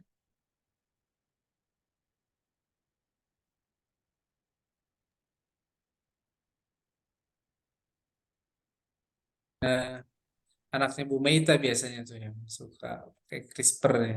Ada Oh, nggak udah yang ada yang di Ini STH udah ada yang pakai oh udah CRISPR. maju lagi. Apa saya ya internetnya jelek? Sorry. ini anak-anaknya Bu Meita mana nih kan? Di STH udah ada pakai CRISPR berarti ya, Pak? Saya. Ini Bu Meita. Ini Bu Meita ini Oh, yang sering mainan CRISPR. Nggak wow, sering keren. sih, baru aja mencoba. Iya. Udah kedengeran Mungkin suara dari sini? Sudah, kedengaran, sudah. kedengaran. Nah, Oh kedengeran, iya. kedengeran. Iya. Oke, mungkin belum atau malu kali ya menjelaskan. Ya, intinya sebenarnya perbedaan antara Cas9 dan Cas12a atau CPF1 ini bisa dilihat di sini ya. Perbedaannya kalau Cas9 itu dia memotongnya itu blunt end. Maksudnya blunt end itu dia kedua strand DNA, strand yang atas dan strand bawah itu dipotongnya langsung satu garis lurus gitu ya. Jadi dia blunt end kayak restriction enzyme yang blunt end gitu. Nah, sedangkan CPF1 dia itu memotongnya itu nggak satu garis lurus, tapi dia itu agak sedikit ke kanan, yang satu agak sedikit ke kiri gitu. Jadi dia sticky end bisa dibilang. Nah, ini juga hasil ini nanti menentukan efisiensi. Banyak yang bilang kalau CPF1 itu sebenarnya lebih bisa dibilang karena dia sticky end, dia nggak blunt end, itu dia lebih mudah buat di repair, lebih mudah untuk diperbaiki, sedikit lebih nggak toksik dibandingkan dengan Cas9. Yang mana kalau di bakteri, memotong genom berarti membunuh bakteri mostly ya, untuk di banyak kasus memotong genom bakteri karena bakteri itu hanya punya satu circular genome. Dengan memotong genom secara blunt end, secara satu garis lurus gitu, maka genom yang tadinya circular akan tiba-tiba berubah menjadi linear, dan itu karena dia linear susah buat dan dia blunt gitu ya, jadi dia susah untuk diperbaiki gitu. Sedangkan untuk yang menggunakan CPF1 karena dia itu sticky end penggunaannya, jadi dia lebih mudah untuk di repair. Jadi kemungkinan untuk sel itu mati lebih rendah sedikit jika kita menggunakan CPF1. Ada plus minusnya lah. Nah, dua Cas system inilah yang Cas9 dan CPF1 inilah yang paling banyak digunakan sampai sekarang untuk genome editing tools. Nah, untuk sejauh ini CRISPR-Cas9 tadi masih dari Streptococcus pyogenes ini masih yang menjadi paling populer dan paling sering digunakan secara luas di berbagai organisme sebagai genome editing tools. Yang kedua tadi adalah CPF1. Nah, Cas9 sendiri merupakan Cas9 sendiri memiliki dua sisi aktif ya yang bertugas memotong DNA, yaitu di asam amino aspartat posisi 10 dan histidin posisi 840.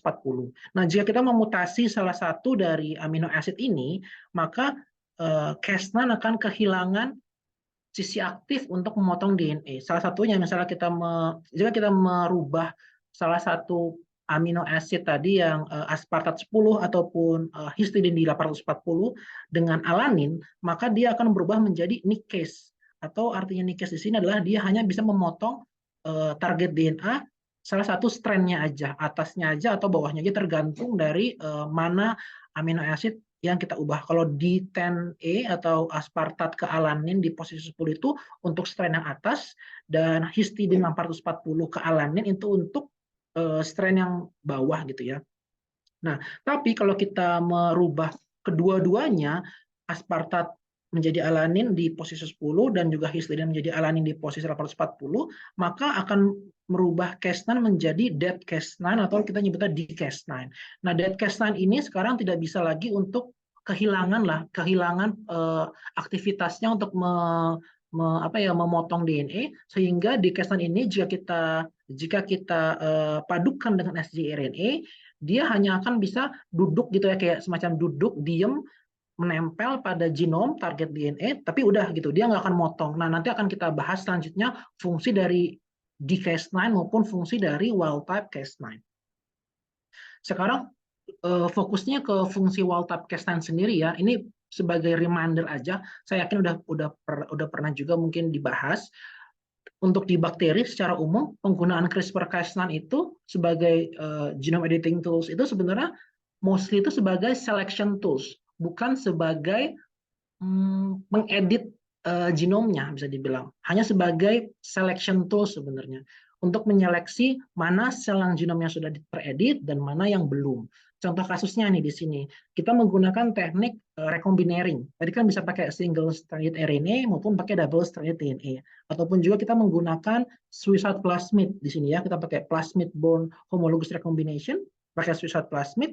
Nah, sebenarnya yang merubah genomnya tersebut adalah si recombinering kan ya. Kalau kita pakai recombinering system, dia akan masuk ada SSAP, exonuklease, SSB itu akan mentarget genom dan akan membawa oligonukleotide ke dalam genomnya bakteri dan akan mengeditnya. Nah, sama seperti homologous recombination, karena ada homologous sequence tadi, dia akan langsung mentarget genomnya. Seperti jadi bisa dibilang target genomnya itu atau genom dari target hostnya itu dirubah itu bukan dari Cas9-nya atau CRISPR sistemnya, tapi dari recombinering system ataupun menggunakan homologous recombination. Nah, hasil dari tadi recombinering itu hanya 25% populasi yang teredit. Kalau pakai homologous recombination, secara teori hanya 50% yang edit. Ini kan masih sangat kecil ya, bisa dibilang. Kita kan pengennya kalau bisa tuh yang teredit itu 100% gitu. Sehingga nanti proses seleksinya tuh lebih gampang. Nah, disinilah kita menggunakan CRISPR-Cas9. Dengan kita menggunakan CRISPR-Cas9, menarget gen wild type atau sequence wild type yang ada di genom tadi, bisa dilihat di sini, jika genomnya telah teredit, entah itu karena menggunakan recombinering system ataupun menggunakan homologous recombination dengan Swiss-Out plasmid, maka Cas9 sgRNA tadi tidak bisa menempel ke dalam genom yang telah teredit tadi kan, maka sel akan survive dan genomnya telah teredit. Sedangkan buat populasi sel yang tadi 75% dari recombinering ini tidak teredit maupun 50% dari homologous recombination dengan Swiss-Out plasmid tidak teredit, maka Cas9 akan mengenali atau dapat menempel pada sequence wild type tadi dan dia akan memotong genom bakteri yang mana hampir pasti bakteri tersebut pasti akan mati karena ketidakadaan kemampuan bakteri untuk mereparasi genom yang terpotong oleh Cas9. Karena Cas9 itu sangat toksik sebenarnya bisa dibilang di bakteri. Nah, disinilah teori muncul bahwa sebenarnya Cas9 system secara konsep itu digunakan di bakteri itu bukan sebagai genome editing tools yang benar-benar merubah gen, tapi lebih ke as selection tools untuk menseleksi mana sel yang telah genomnya teredit dan mana sel yang genomnya belum teredit. Itu masih menjadi perdebatan, tapi somehow saya sih lebih berdasarkan ini ya experience saya, pengalaman saya, memang teorinya seperti itu sebenarnya. Cas9 itu dipakai untuk selection tools setelah kita berhasil mengedit genomnya bakteri menggunakan either recombinering ataupun pakai homologous recombination menggunakan suicide plasmid. Nah, di sini kita nggak akan terlalu banyak membahas masalah non-homologous end joining, karena non-homologous end joining ini merupakan salah satu mekanisme di mana suatu sel dapat merubah atau dapat memperbaiki gitu ya, memperbaiki genomnya yang terpotong dengan secara random. Jadi genom terpotong maka akan terpecah gitu ya, dan dia akan secara random berusaha memperbaikinya, maka genom tersebut akan teredit. Nah, tapi di bakteri non-homologous end joining ini merupakan mekanisme yang sangat jarang, sangat-sangat jarang bakteri memiliki non-homologous end joining, karena mostly non-homologous end joining ini atau NHEJ ini komponennya itu nggak lengkap di bakteri, namun lebih lengkap di eukaryotic cells seperti di human cells atau di zebrafish atau mungkin di tikus gitu ya. Dan ini juga salah satu perbedaan mendasar antara eukaryotic cells dengan prokaryotic cells. Kalau di eukaryotic cells malah homologous recombination itu nggak efisien. Dia itu lebih efisien itu non-homologous end joining. Sedangkan di bakteri, homologous recombination itu jauh lebih efisien dibandingkan non-homologous end joining. Seperti itu ya. Nah, ini salah satu juga dasar kenapa let's say penyakit kanker kulit gitu ya mudah bisa dialami oleh manusia gitu ya. Misalnya kulit kita terpapar sinar UV gitu kan. Sinar UV itu kan bisa dibilang dia itu bisa menghancurkan DNA gitu ya. Let's say dia memotong gitu, mencacah DNA kita karena akibat dari radiasi sinar UV. Maka gen yang terpotong itu akan mengalami perbaikan lewat skema NHEJ. Nah, atau non-homologous end joining. Nah, perbaikannya ini bisa menghasilkan mutasi kan, karena kan tadi yang saya bilang non-homologous end joining ini perbaikan itu secara random. Jadi dia nggak langsung ngebunuh sel tersebut, tapi dia akan merubah genom yang tadi telah tercacah karena sinar UV, radiasi sinar UV, menjadi gene baru yang teredit gitu ya, karena adanya non-homologous end joining. Sedangkan di bakteri kita paparkan sinar UV, mostly langsung mati karena bakterinya genomnya atau DNA-nya itu tercacah dan dia nggak punya non-homologous end joining. Mungkin di sini agak sedikit agak jauh contohnya, tapi semoga masuk agak sedikit dipahami ya perbedaan antara bakteri homologous recombination dengan eukaryotic cells yang dia itu prefernya non-homologous end joining. Nah, di sini ada study case lagi yang ketiga tentang pengembangan CRISPR-Cas9 sebagai genome editing tools untuk bakteri Rhodobacter sphaeroides. Nah, sedikit latar belakang dari proyek S2 ini, sebenarnya ini proyek S2 waktu saya kemarin kuliah. Pada saat itu, dua pembimbing S2 saya mendapatkan proyek dari perusahaan biotek di Belanda yang bekerja untuk menghasilkan senyawa fenolik ataupun terpenoids untuk perasa, parfum, pewarna, dan obat-obatan. Mereka menggunakan pendekatan sintetik biologi menggunakan bakteri peliharaan mereka. Nah, ini bakteri lumayan unik, disebutnya Rhodobacter sphaeroides, karena sampai sekarang sih setahu saya hanya mereka nih yang pakai Rhodobacter sphaeroides, karena mostly perusahaan-perusahaan biotek dunia itu pakainya E. coli gitu ya, pakainya yeast gitu, jarang yang pakai exotic organism, contohnya kayak Rhodobacter sphaeroides. Nah, mereka itu pakai Rhodobacter ini karena sebenarnya mereka sudah mematenkan lah dalam tanda kutip ya, karena setahu saya bakteri itu nggak bisa dipatenin, tapi mereka lebih kayak punya strain khusus dari Rhodobacter ini yang mereka tahu bisa menghasilkan banyak produksi senyawa-senyawa bernilai tinggi, terutama dari senyawa-senyawa grup fenolik dan terpenoids seperti itu.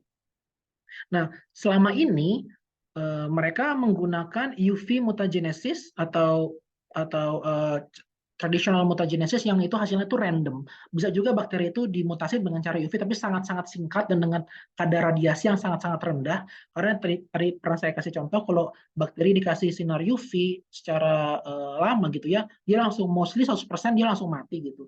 Jadi ada juga teknik mutagenesis tradisional yang menggunakan sinar UV secukupnya hanya untuk sedikit mengedit beberapa secara random, yaitu ya mengedit genom bakteri secara random. Jadi hasil mutannya tuh agak susah buat screening gitu ya, mana mutan yang bermanfaat untuk kita, mana yang tidak bermanfaat gitu. Jadi agak sedikit nggak presisi gitu untuk mendapatkan mutan yang kita inginkan. Nah, oleh karena itu mereka datang ke kami dan mereka ingin mengembangkan new genome editing tools yang lebih presisi dan lebih efisien untuk menghapus, mengedit, dan juga mensisipkan gen baru ke dalam genomnya Rhodobacter spiroides.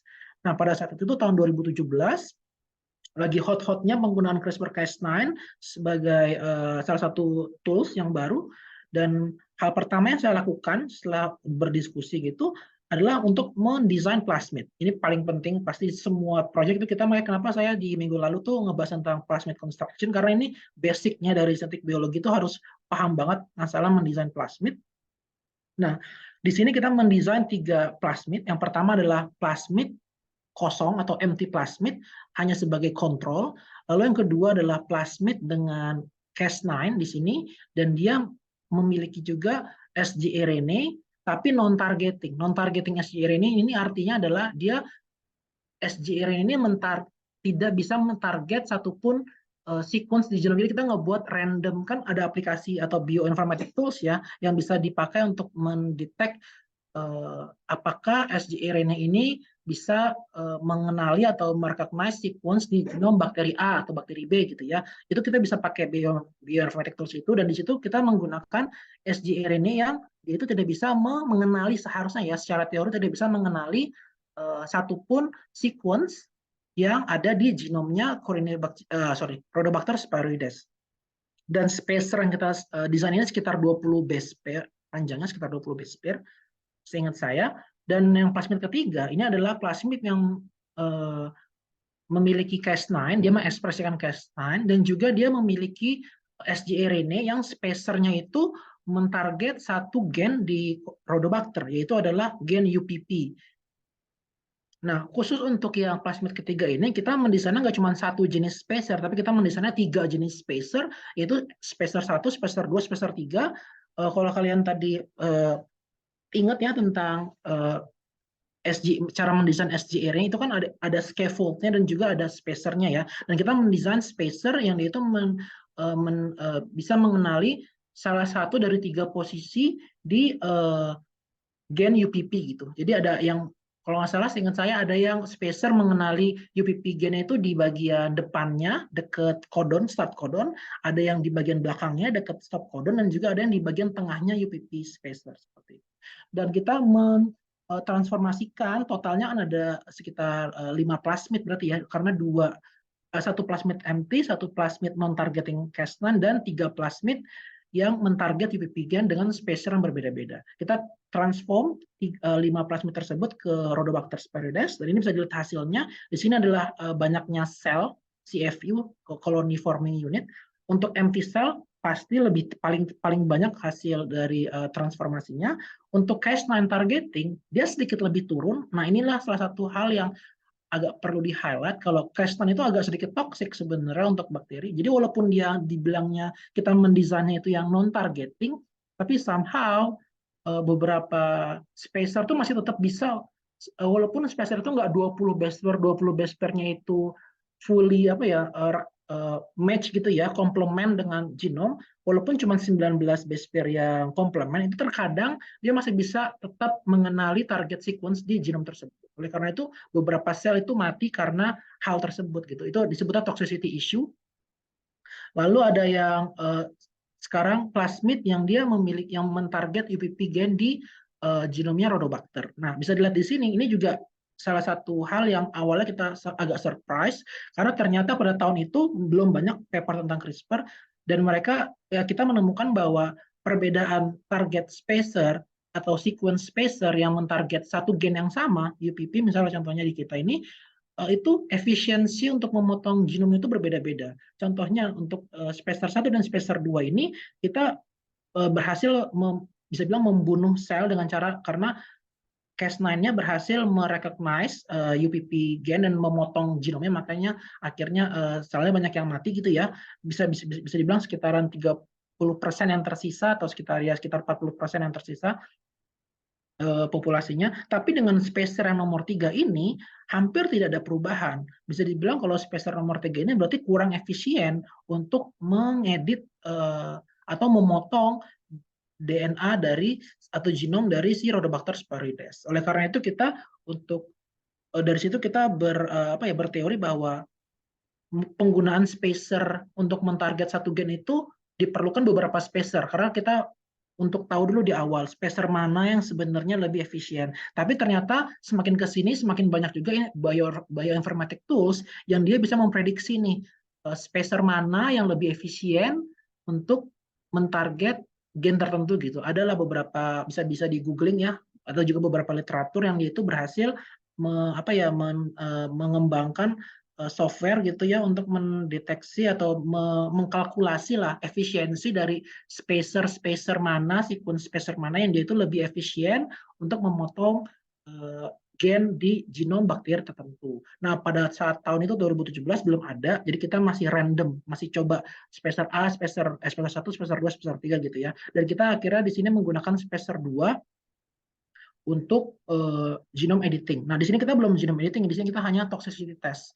Untuk genome editingnya, kita mendesain plasmid lagi, yang mana di sini kita menambahkan upstream dan downstream homologous sequence yang mentarget kanan kirinya gen UPP gitu ya. Jadi bisa dibilang di sini ini wild type genomnya Rhodobacter, ada gen UPP warna biru dan di kanan dan kirinya gen UPP ini kita clone gitu ya, kita cloning dan kita masukkan ke dalam plasmid sebagai homologous sequence untuk homologous recombination.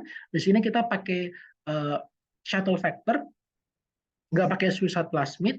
Jadi teorinya adalah saat terjadinya homologous recombination, maka UPP gen ini akan terhapus, akan terdelete gitu ya, dan mutantnya itu akan tidak memiliki lagi UPP gene. Sedangkan CRISPR di sini mentarget UPP tadi, mentarget UPP gene, jadinya nanti ujung-ujungnya adalah gen yang telah atau sel yang telah termutasi tidak dapat dipotong genomnya oleh Cas9. Jadi dia akan survive. Sedangkan mutant wild type cell yang mana dia tetap memiliki UPP gene, maka dia akan terpotong dan dia akan mati. Itu teorinya.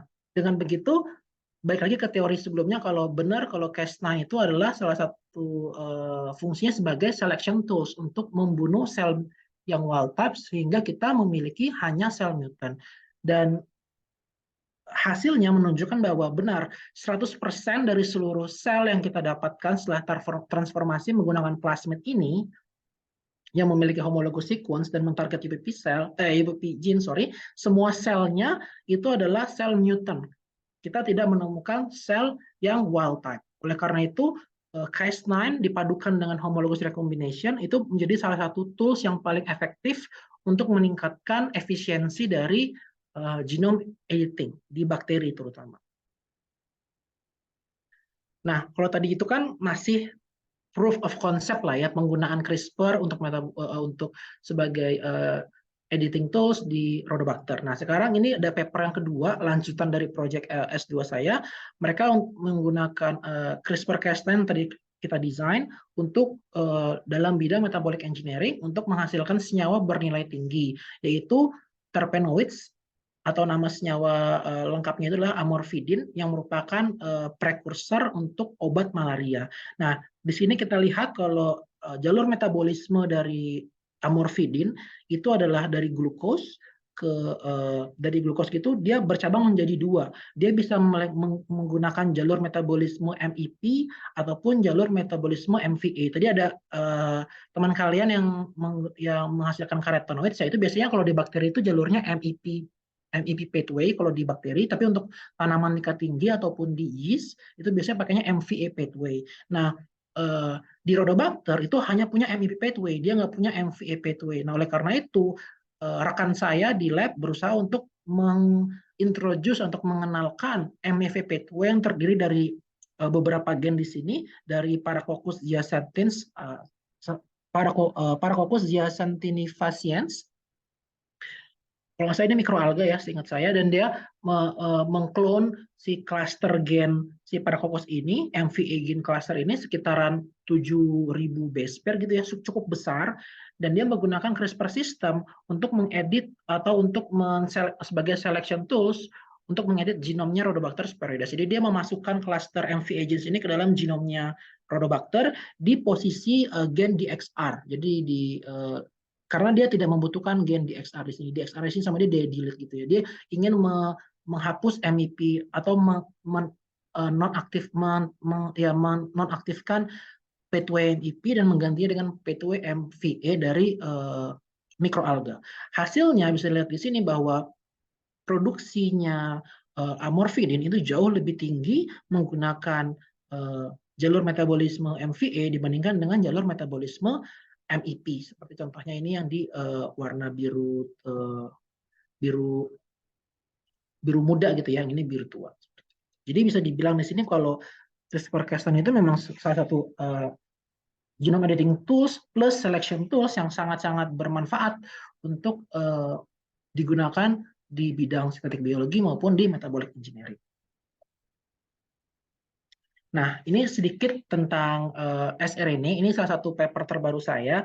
Sebelum saya menutup presentasinya, ini sebenarnya sRNA ini sebenarnya nggak bisa dibilang sebagai genome editing tools karena memang kita tidak merubah genomnya, tapi saya tetap masukkan karena sebagai pengenalan, karena jarang sebenarnya sRNA ini dibahas juga. Jadi sRNA atau small RNA ini adalah short non-coding RNA yang biasanya berfungsi untuk mengkontrol ekspresi gen bakteri pada level translasi. Nah, sRNA ini terdiri dari dua komponen, ada sRNA scaffold dan juga ada FSQ protein. Cara kerjanya relatif simpel ya. Jadi sRNA scaffold ini memiliki sequence yang di sini disebutnya target binding region yang bisa mentarget mRNA. Jadi targetnya itu bukan DNA, bukan genom, tapi mRNA. Lalu FSQ protein ini tugasnya adalah untuk memfasilitasi interaksi antara si sRNA scaffold tadi dengan target mRNA-nya. Jadi saat sRNA-nya mentarget mRNA tadi, saat FSQ protein berinteraksi dengan sRNA scaffold, lalu mereka mentarget mRNA, dia akan mengganggu kerjanya ribosom. Jadinya ribosom tidak akan bisa berjalan dan sehingga mRNA tadi tidak bisa ditranslasikan menjadi amino acid maupun protein of interest, protein yang kita ingin ekspresikan. Jadi bisa dibilang untuk pendeknya sebenarnya atau singkatnya, sRNA sistem ini digunakan untuk mendown regulasi atau menurunkan ekspresi suatu gen dengan mentarget mRNA. Nah, apa bedanya dengan menghapus gen menggunakan genome editing yang tadi sudah kita pernah bahas? Perbedaannya adalah sRNA tidak merubah genom, jadi dia hanya mentarget mRNA. Lalu yang kedua, dia diekspresikan lewat plasmid saja sudah cukup. Dan yang ketiga, dia bisa diatur ekspresinya lewat inducible promoter. Jadi dengan menggunakan inducible promoter untuk ekspresikan FSQ protein ataupun untuk sRNA scaffold, kita bisa menurunkan atau menaikkan kadar atau level turun ekspresi gen yang kita inginkan. Bisa misalnya kita menurunkan kekuatan ekspresi gennya itu 20% atau 50% atau bahkan 90%.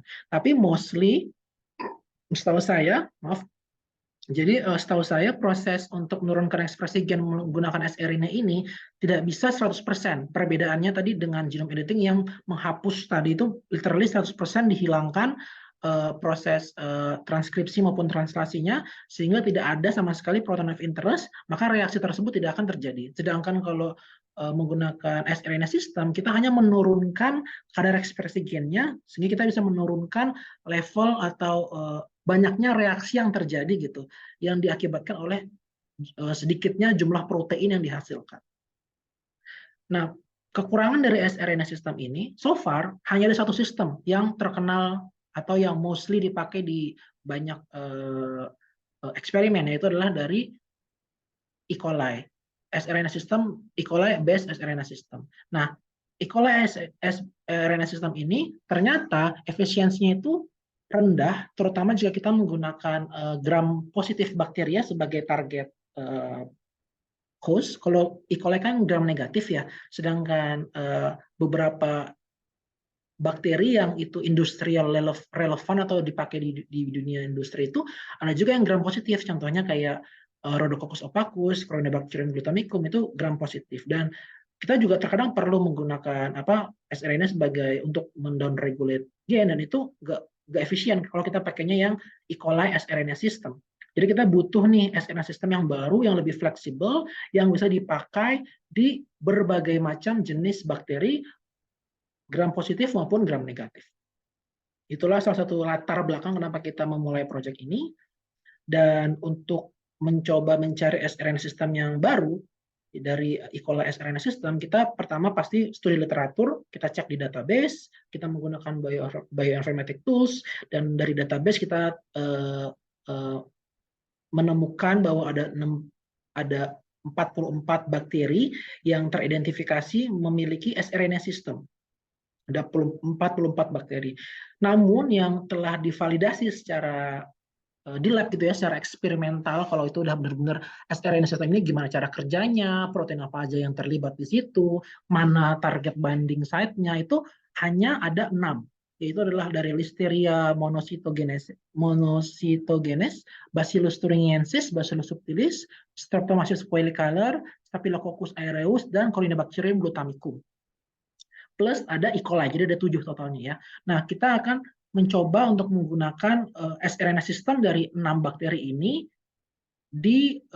versus sRNA system dari E. coli. Mana yang paling efisien untuk menurunkan kadar ekspresi dari gen GFP. Kita pakainya GFP karena paling gampang buat dicek nanti dengan menggunakan fluorescence detector, kita bisa mencek fluorescence dari GFP tersendiri di Corynebacterium glutamicum sebagai proof of concept. Karena Corynea itu kan gram positif ya. Tadi kan masalahnya dari E. coli itu adalah dia itu nggak bagus di gram positif bakteria. Jadi kita coba pakai si glutamicum sebagai proof of concept. Kita bandingkan tadi 6 newly identified sRNA system versus punyanya E. coli, dan ternyata yang terbaik itu adalah yang punyanya Bacillus subtilis. Bisa dilihat di sini. Yang pertama, Bacillus subtilis itu dia tidak mengganggu pertumbuhan. Di sini kontrol contohnya ya, dia nggak punya GFP, nggak punya FSQ protein, dan nggak punya sRNA system di sini. Ini contohnya OD-nya itu sekitaran 10, sedangkan yang menggunakan Bacillus subtilis ini OD-nya juga bahkan lebih dari 10. Jadi bisa dibilang dia tidak mengganggu pertumbuhan atau tidak ada toxicity issue lah dibandingkan dengan Cas9. Kalau jadi kan Cas9 punya toxicity issue ya karena dia toxic. Sedangkan si FSQ protein ini nggak punya toxicity issue terhadap bakteri yang kita coba. Lalu GFP, fluorescence GFP-nya itu adalah jika kita menggunakan GFP saja, ini fluorescence-nya itu sekitaran 1 atau 100%. Ini kita pakai relative unit aja ya. Jadi ini 100% kalau kita pakai GFP to. Sedangkan kalau kita padukan dengan berbagai macam sRNA system, di sini yang paling bisa menurunkan kadar GFP-nya itu adalah yang Bacillus subtilis sRNA system. Dia bisa menurunkan hingga tinggal sekitar 30% dari ekspresi gen GFP tersebut. Oleh karena itu kita menemukan nih Bacillus subtilis sRNA system ini adalah so far yang paling efisien dibandingkan dengan sRNA system yang kita coba di eksperimen kali ini. Jadi kita sekarang targetnya adalah untuk menggunakan Bacillus subtilis sRNA system di berbagai macam bakteri. Namun sebelum masuk ke slide tersebut, di sini saya ingin men-highlight sedikit aja perbedaan antara sRNA system versus CRISPR interference. Mungkin juga kalian pasti udah kenal tentang CRISPR interference atau pernah dengar. Jadi CRISPR interference itu adalah menggunakan dead Cas9. Tadi yang Cas9 telah termutasi ya di bagian aspartat posisi 10 dan juga histidine posisi 840. Jadi dia tidak bisa lagi sekarang untuk edit atau memotong DNA atau genom, tapi hanya bisa duduk dan nempel gitu ya di genom target bakteri tersebut. Nah, dengan memadukan CRISPR interference dengan menggunakan dead Cas9 ini, kita bisa loh memblok sebenarnya RNA polymerase. Jadi dia akan nempel di genom gitu ya, di depan. Biasanya kita mentarget itu di depan start codonnya. Jadi dia memblok memblok RNA polimerase untuk bekerja. Sedangkan perbedaannya dengan sRNA, dia tidak mentarget genom, tapi dia mentarget mRNA dan dia akan memblok atau mengganggu kerja dari ribosom. Jadi ada perbedaan ya antara cara kerjanya juga beda, target sequence-nya juga beda. Lalu yang kedua, sRNA ini hanya terdiri dari satu protein dan satu scaffold, mirip dengan CRISPR, namun proteinnya sRNA atau HFQ protein ini hanya 73 amino acid, yang mana sangat-sangat kecil dibandingkan dengan Cas9 ataupun dead Cas9 yang itu terdiri dari 1368 amino acid, 18 kali lebih besar dibandingkan dengan HFQ protein, yang mana tadi bisa menyebabkan toxicity issue. Gitu. Dan di sini kita cek juga di perbedaan efisiensinya, bisa dilihat di sini efisiensinya kurang lebih itu sebenarnya mirip ya. Ini GFP, sel menggunakan mengekspresikan GFP, satu menggunakan Bacillus subtilis sRNA system, satunya lagi menggunakan dCas9 sgRNA atau CRISPR-I. Bisa dibilang kita bisa dilihat di sini kalau efisiensi untuk mendownregulate ekspresi gen kurang lebih sama. Namun perbedaannya adalah di sini.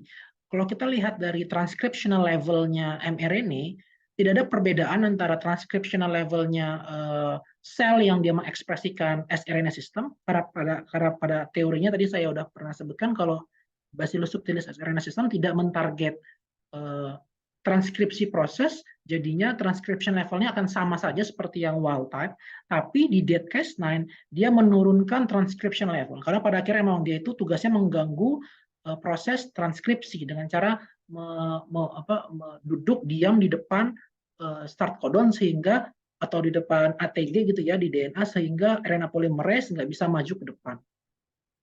Mungkin itu sedikit sedikit perbedaan antara sRNA system dengan CRISPR interference menggunakan dead Cas9.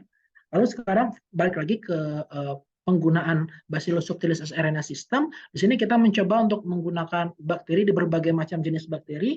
Ada belasan bakteri yang kita pakai, ada bakteri yang relevan untuk di dunia industri, seperti contohnya Rhodococcus opacus, Corynebacterium glutamicum, E. coli, lalu ada juga Bacillus subtilis, ada juga bakteri yang itu clinical bacterium, contohnya Staphylococcus epidermis, itu bakteri yang ada di kulit, dan ada Chromobacterium fusarium dan juga Klebsiella pneumonia, yaitu yang bisa menghasilkan atau bisa menyebabkan penyakit pneumonia.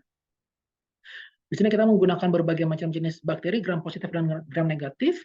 Nah, figure di sini adalah sebenarnya kita mentarget beberapa gen atau reporter gen di masing-masing bakteri tadi antara menggunakan Bacillus subtilis sRNA system yang baru kita temukan dengan E. coli sRNA system. Jadi versus antara E. coli versus Bacillus subtilis sRNA system. Bisa dilihat di sini bahwa di hampir seluruh bakteri Bacillus subtilis sRNA system yang kita kembangkan itu jauh lebih efisien untuk menurunkan kadar ekspresi gen dibandingkan dengan E. coli sRNA system di gram negatif maupun di gram positif bakteria.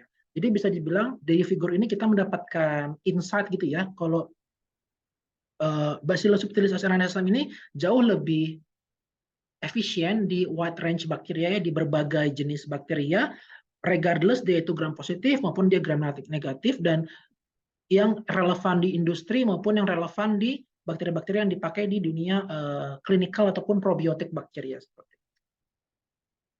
Nah, ini selanjutnya sekarang aplikasi sRNA untuk metabolic engineering atau untuk sintetik biologi. Di sini kita masih ingat ya tentang metabolic engineering untuk menghasilkan pewarna biru indigodyne yang pernah saya bahas di pertemuan sebelumnya. Di sini kita mencoba untuk mengaplikasikan sRNA system tadi untuk meningkatkan produksi indigodyne.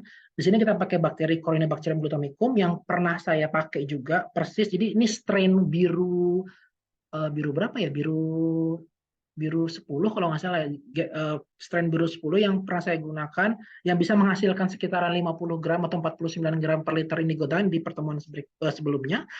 Dan kita menggunakan plasmid sRNA, kita jadi pesan ke company gitu ya, sintetik gen atau oligonucleotide yang dia itu bisa mentarget seluruh gen di genomnya si glutamicum. Ada sekitar 3.000-an gen yang kita tahu yang ada di genomnya si glutamicum. Jadi kita ngebuat library gitu ya, kumpulan plasmid yang sRNA-nya scaffold yang tadi itu bisa mentarget seluruh.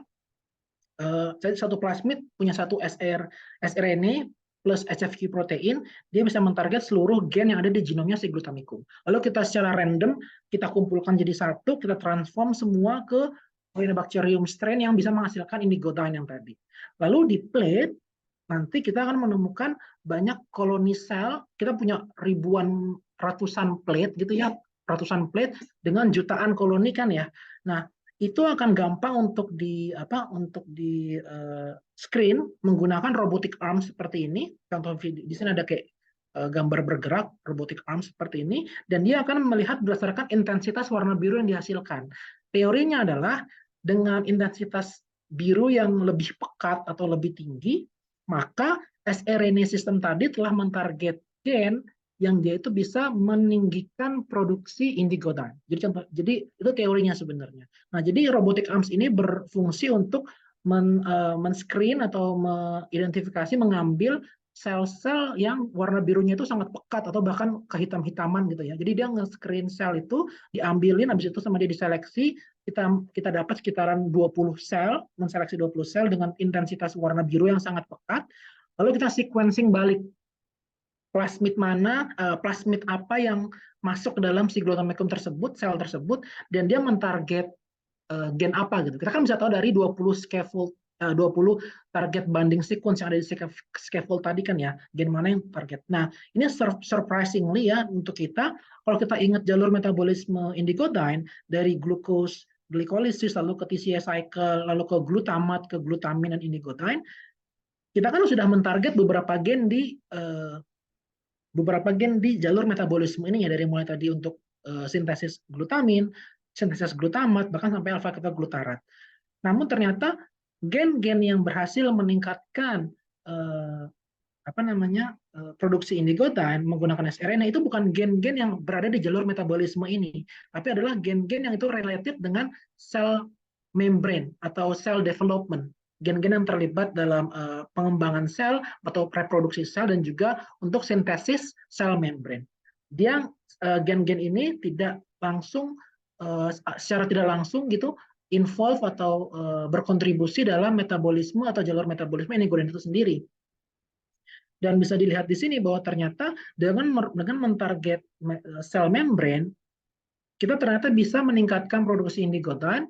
Karena kalau kita ingat di pertemuan sebelumnya, indigodyne itu mostly itu memang terakumulasi di sekitar sel membrane, outer cell membrane ya, kalau kita lihat pakai mikroskop elektron sebelumnya.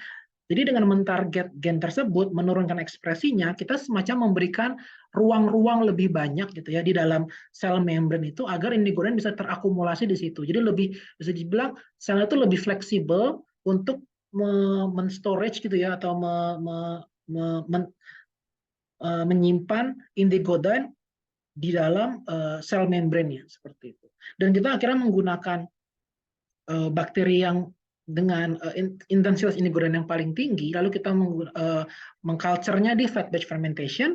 Kalau bisa diingat minggu lalu kita bisa mendapatkan hasil sekitar 49 gram per liter dari fat batch. Sekarang dengan menggunakan sRNA system, kita meningkatkan produksinya mencapai 55 gram per liter. Dan ini merupakan untuk sekali lagi yang paling tinggi produksinya untuk indigodyne sampai sekarang. Nah, mungkin itu aja untuk presentasi atau kuliah tamu hari ini. Minggu depan insya Allah kita akan ngebahas tentang metabolic engineering, karena kita udah sering nge-mention tentang metabolic engineering, tapi belum pernah ngebahas sebenarnya metabolic engineering itu seperti apa dan bagaimana prosedurnya dan bagaimana pula impact-nya di dunia ini ataupun untuk perkembangan sintetik biologi. Mungkin itu dulu dari saya. Terima kasih. Assalamualaikum warahmatullahi wabarakatuh.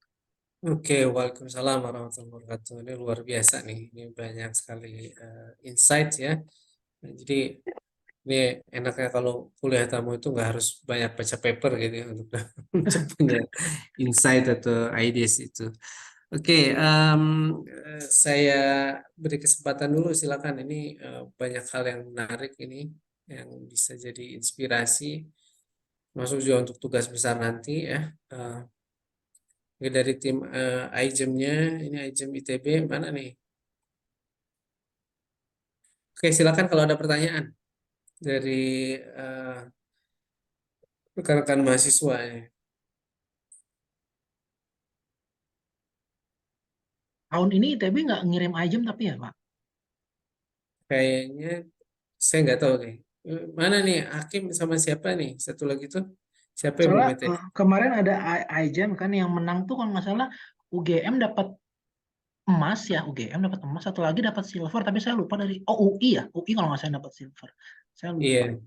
ya UGM tuh lumayan apa konsisten ya. Jadi dia memang Hmm. kalau kalau ITB ini anak-anaknya udah sering jalan-jalan kayaknya, jadi udah malas jalan-jalan keluar gitu. Ke Paris, lumayan ke Paris. Eh, Oke, silakan ini pertanyaan nih. Kalau kalau nggak ada pertanyaan ya kita kuis gitu.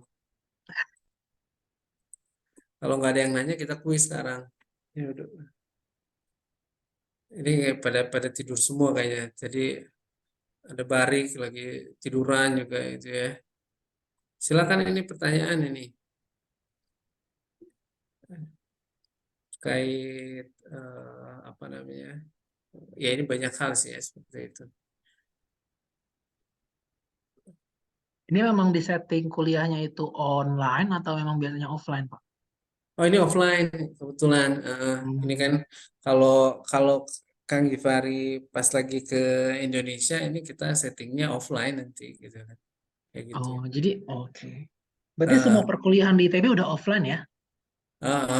sudah offline sekarang. Jadi untuk case-case tertentu aja memang terutama kan kalau kuliah tamu kan lumayan juga ya kalau kita bisa apa namanya ya punya expert gitu ya tanpa perlu Hmm. menunggu datang kan ini sangat membantu.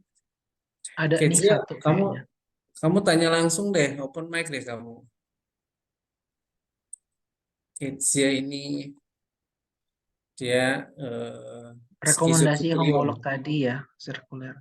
Berarti yang tentang recombinering ya? Sorry. Ya, recombinering ya, yang REC-IT ya?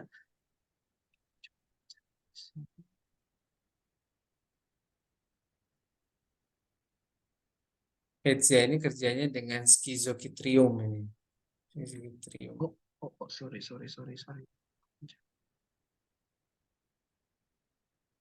Mungkin Nah di ini sini nih, ya. ya Iya. yang ini nih. Kenapa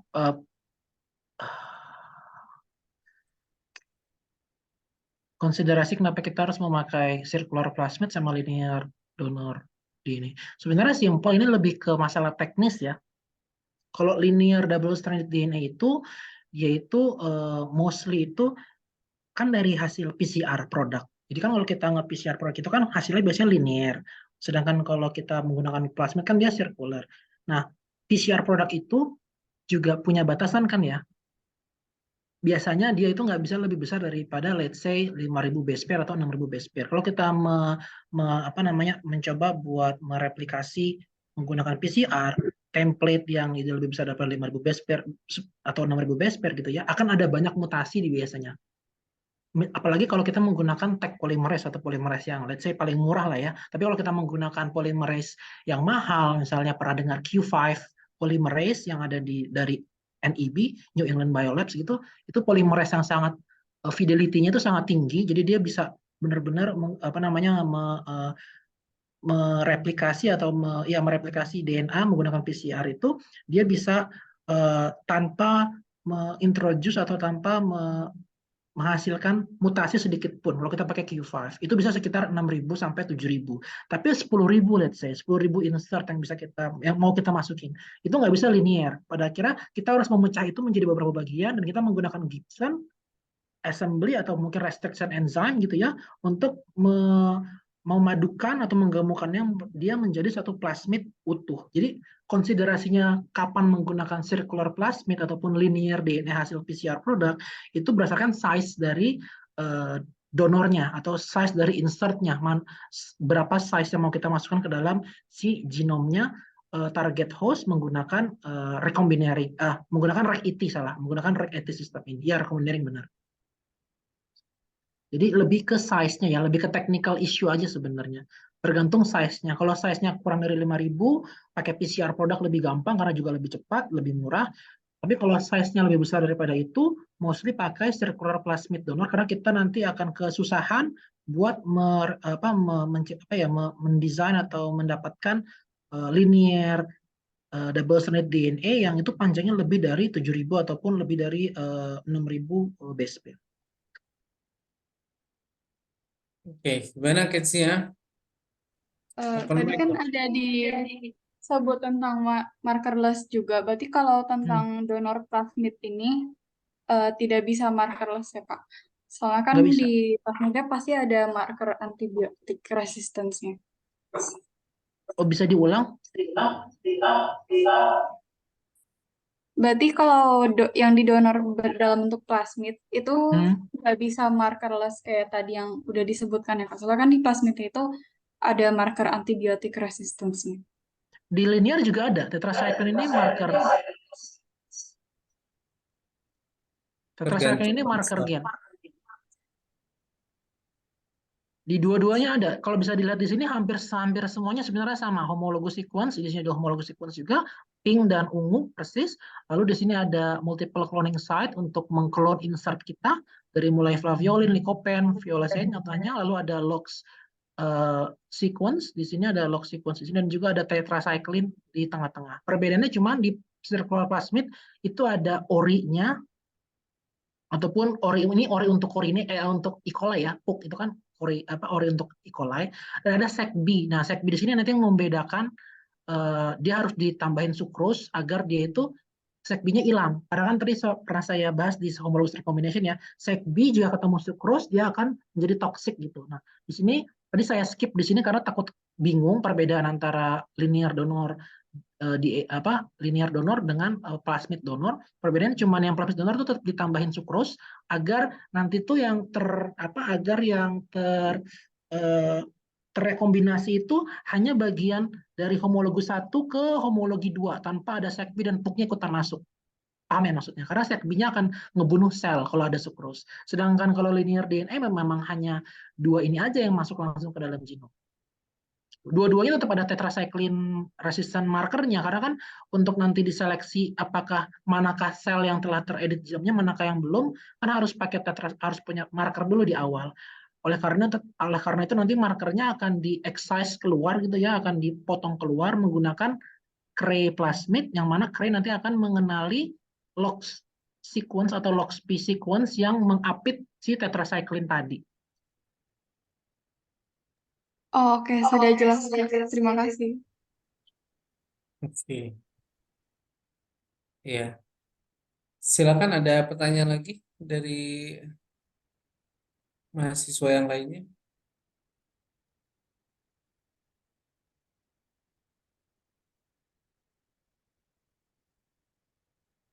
Oke ya. Kayaknya ini belum ada lagi dari Bu Meta. Oh, ada Bintang. Silakan Bintang. Ayo.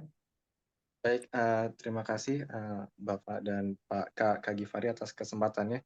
Izin bertanya Kak, kalau mungkin simpel aja mungkin ya Kak, kalau vektor episom mungkin pernah dengar nggak ya Kak? Atau mungkin pengalaman nggak ya Kak pakai vektor episom? Kalau saya kebetulan kan berpengalaman mungkin dengan vektor episom, tapi itu untuk stem cell. Tapi kalau mungkin mau nanya aja, mungkin siapa tahu ada nggak ya aplikasi, semua tahu aja gitu, sebenarnya ada aplikasi nggak ya selain di luar stem cell gitu pemakaian vektor episom? Apakah Kak Givari pernah pengalaman atau pernah tahu gitu soal vektor episom? Itu aja Kak. Makasih. Oke. So far saya nggak pernah sih pakai vektor episom ya. Karena kan kalau episom itu mirip-mirip, dia tuh plasmid tapi juga bisa terintegrate ke dalam kromosom kan ya. Mostly teori dasarnya sebenarnya seperti itu. Dan itu jarang kita pakai karena biasanya kita memakainya itu dua jenis plasmid langsung yang literally dia itu apakah independen, bisa secara independen dia bereplikasi, contohnya kayak shuttle vector, ataukah dia memang harus terintegrasi. Itu pakai Swiss plasmid. Sedangkan pakai episom ini dia kan ada masalah mating, masalah konjugasi segala macam, dan itu agak sedikit kompleks penggunaannya kalau untuk tujuannya kami di sini untuk metabolic engineering itu agak kompleks, nanti malah agak susah untuk mengkontrol dari proses si plasmid episom itu sendiri gitu. Jadi kita lebih memilih menggunakan either shuttle vector yang benar-benar bisa independen replikasinya atau menggunakan short plasmid yang mana dia harus terintegrasi ke dalam genom. Gitu. Oke, Baik ya. ya. Ada lagi pertanyaan? Ini Kang Givari, Bu Maita izin duluan katanya. Ya, ya, udah. Oke, ada lagi pertanyaan? Nah, kalau tidak ada pertanyaan lagi, berarti tinggal nanti resumenya ya. Seperti itu. Dan ini ya saya pikir ini banyak sekali ini bahan untuk nanti karena kita rencananya Kang Givari mau bikin expo terkait apa namanya synthetic biology ideas. Jadi ini apa namanya mahasiswa di sini nanti akan kita minta mungkin sekitar pertengahan Desember ya untuk exposing ideas mereka terkait dengan synthetic biology gitu ya. Mungkin ya scratch tentang konsepnya aja gitu ya. Seperti itu. Jadi ini menurut saya banyak sekali bahan-bahannya karena ini menjelaskan dari very technical gitu ya, technical issue sampai kemudian memang ke aplikasinya. Jadi ini apa namanya sangat fruitful lah di sini ya. Oke, Sama-sama. nah Kang Givari, jadi mungkin itu yang part 2 ya untuk kuliah tamu biologi sintetik ini. Jadi terima kasih sekali lagi, ini luar biasa gitu ya. Saya sendiri banyak mendapatkan insight gitu ya seperti itu. Jadi saya mungkin kalau nggak sengaja nyari paper juga ini mungkin nggak dapet nih ini insight seperti ini gitu ya. Jadi terima kasih sekali lagi. Dan juga terima kasih untuk mahasiswa-mahasiswa yang sudah berpartisipasi aktif ya pada hari ini. Oke, mungkin itu saja Kang Givari. Kita ketemu lagi kira ya pekan depan ya. Ya, insya Allah minggu depan. Ya, oke. Jadi semuanya terima kasih atas perhatiannya. Kita ketemu lagi pekan depan ya. Sehat-sehat semua. Terima kasih Kang Givari. Ya, sama-sama. Mohon maaf jika ada salah kata dan perbuatan. Ya, sama-sama. Oke. Terima Terima kasih kasih Kak. banyak, Kak. Ya, assalamualaikum. Salam.